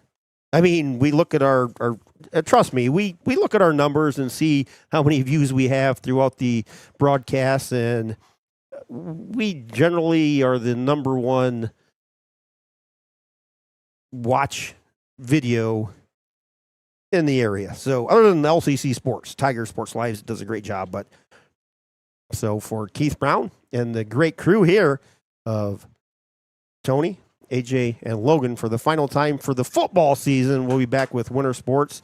Probably not as many games as we had in the past. I'm getting old and travel kills me in the late bedtime. So we'll do some winter sports, probably just not as many. And again, tomorrow, everybody's busy. We had plans for months. We will not be able to bring you the volleyball game, but I'm going to supply the pay-per-view link. So everybody that wasn't happy or was happy with our broadcast, you're going to at least be able to watch it tomorrow. You probably just will not have commentary or any sound. So we're going to supply the link, and unfortunately it will cost you to watch, but me and Michael and everybody had plans months and months in advance, so we cannot break those plans tomorrow, but we will provide a way for you to watch the Tinora Rams and hopefully their quest for another state volleyball berth. So again, congratulations to the Tinora Ram and their senior class, and best of luck to Fairview as they move on. So for Keith Brown, have a good night, everybody.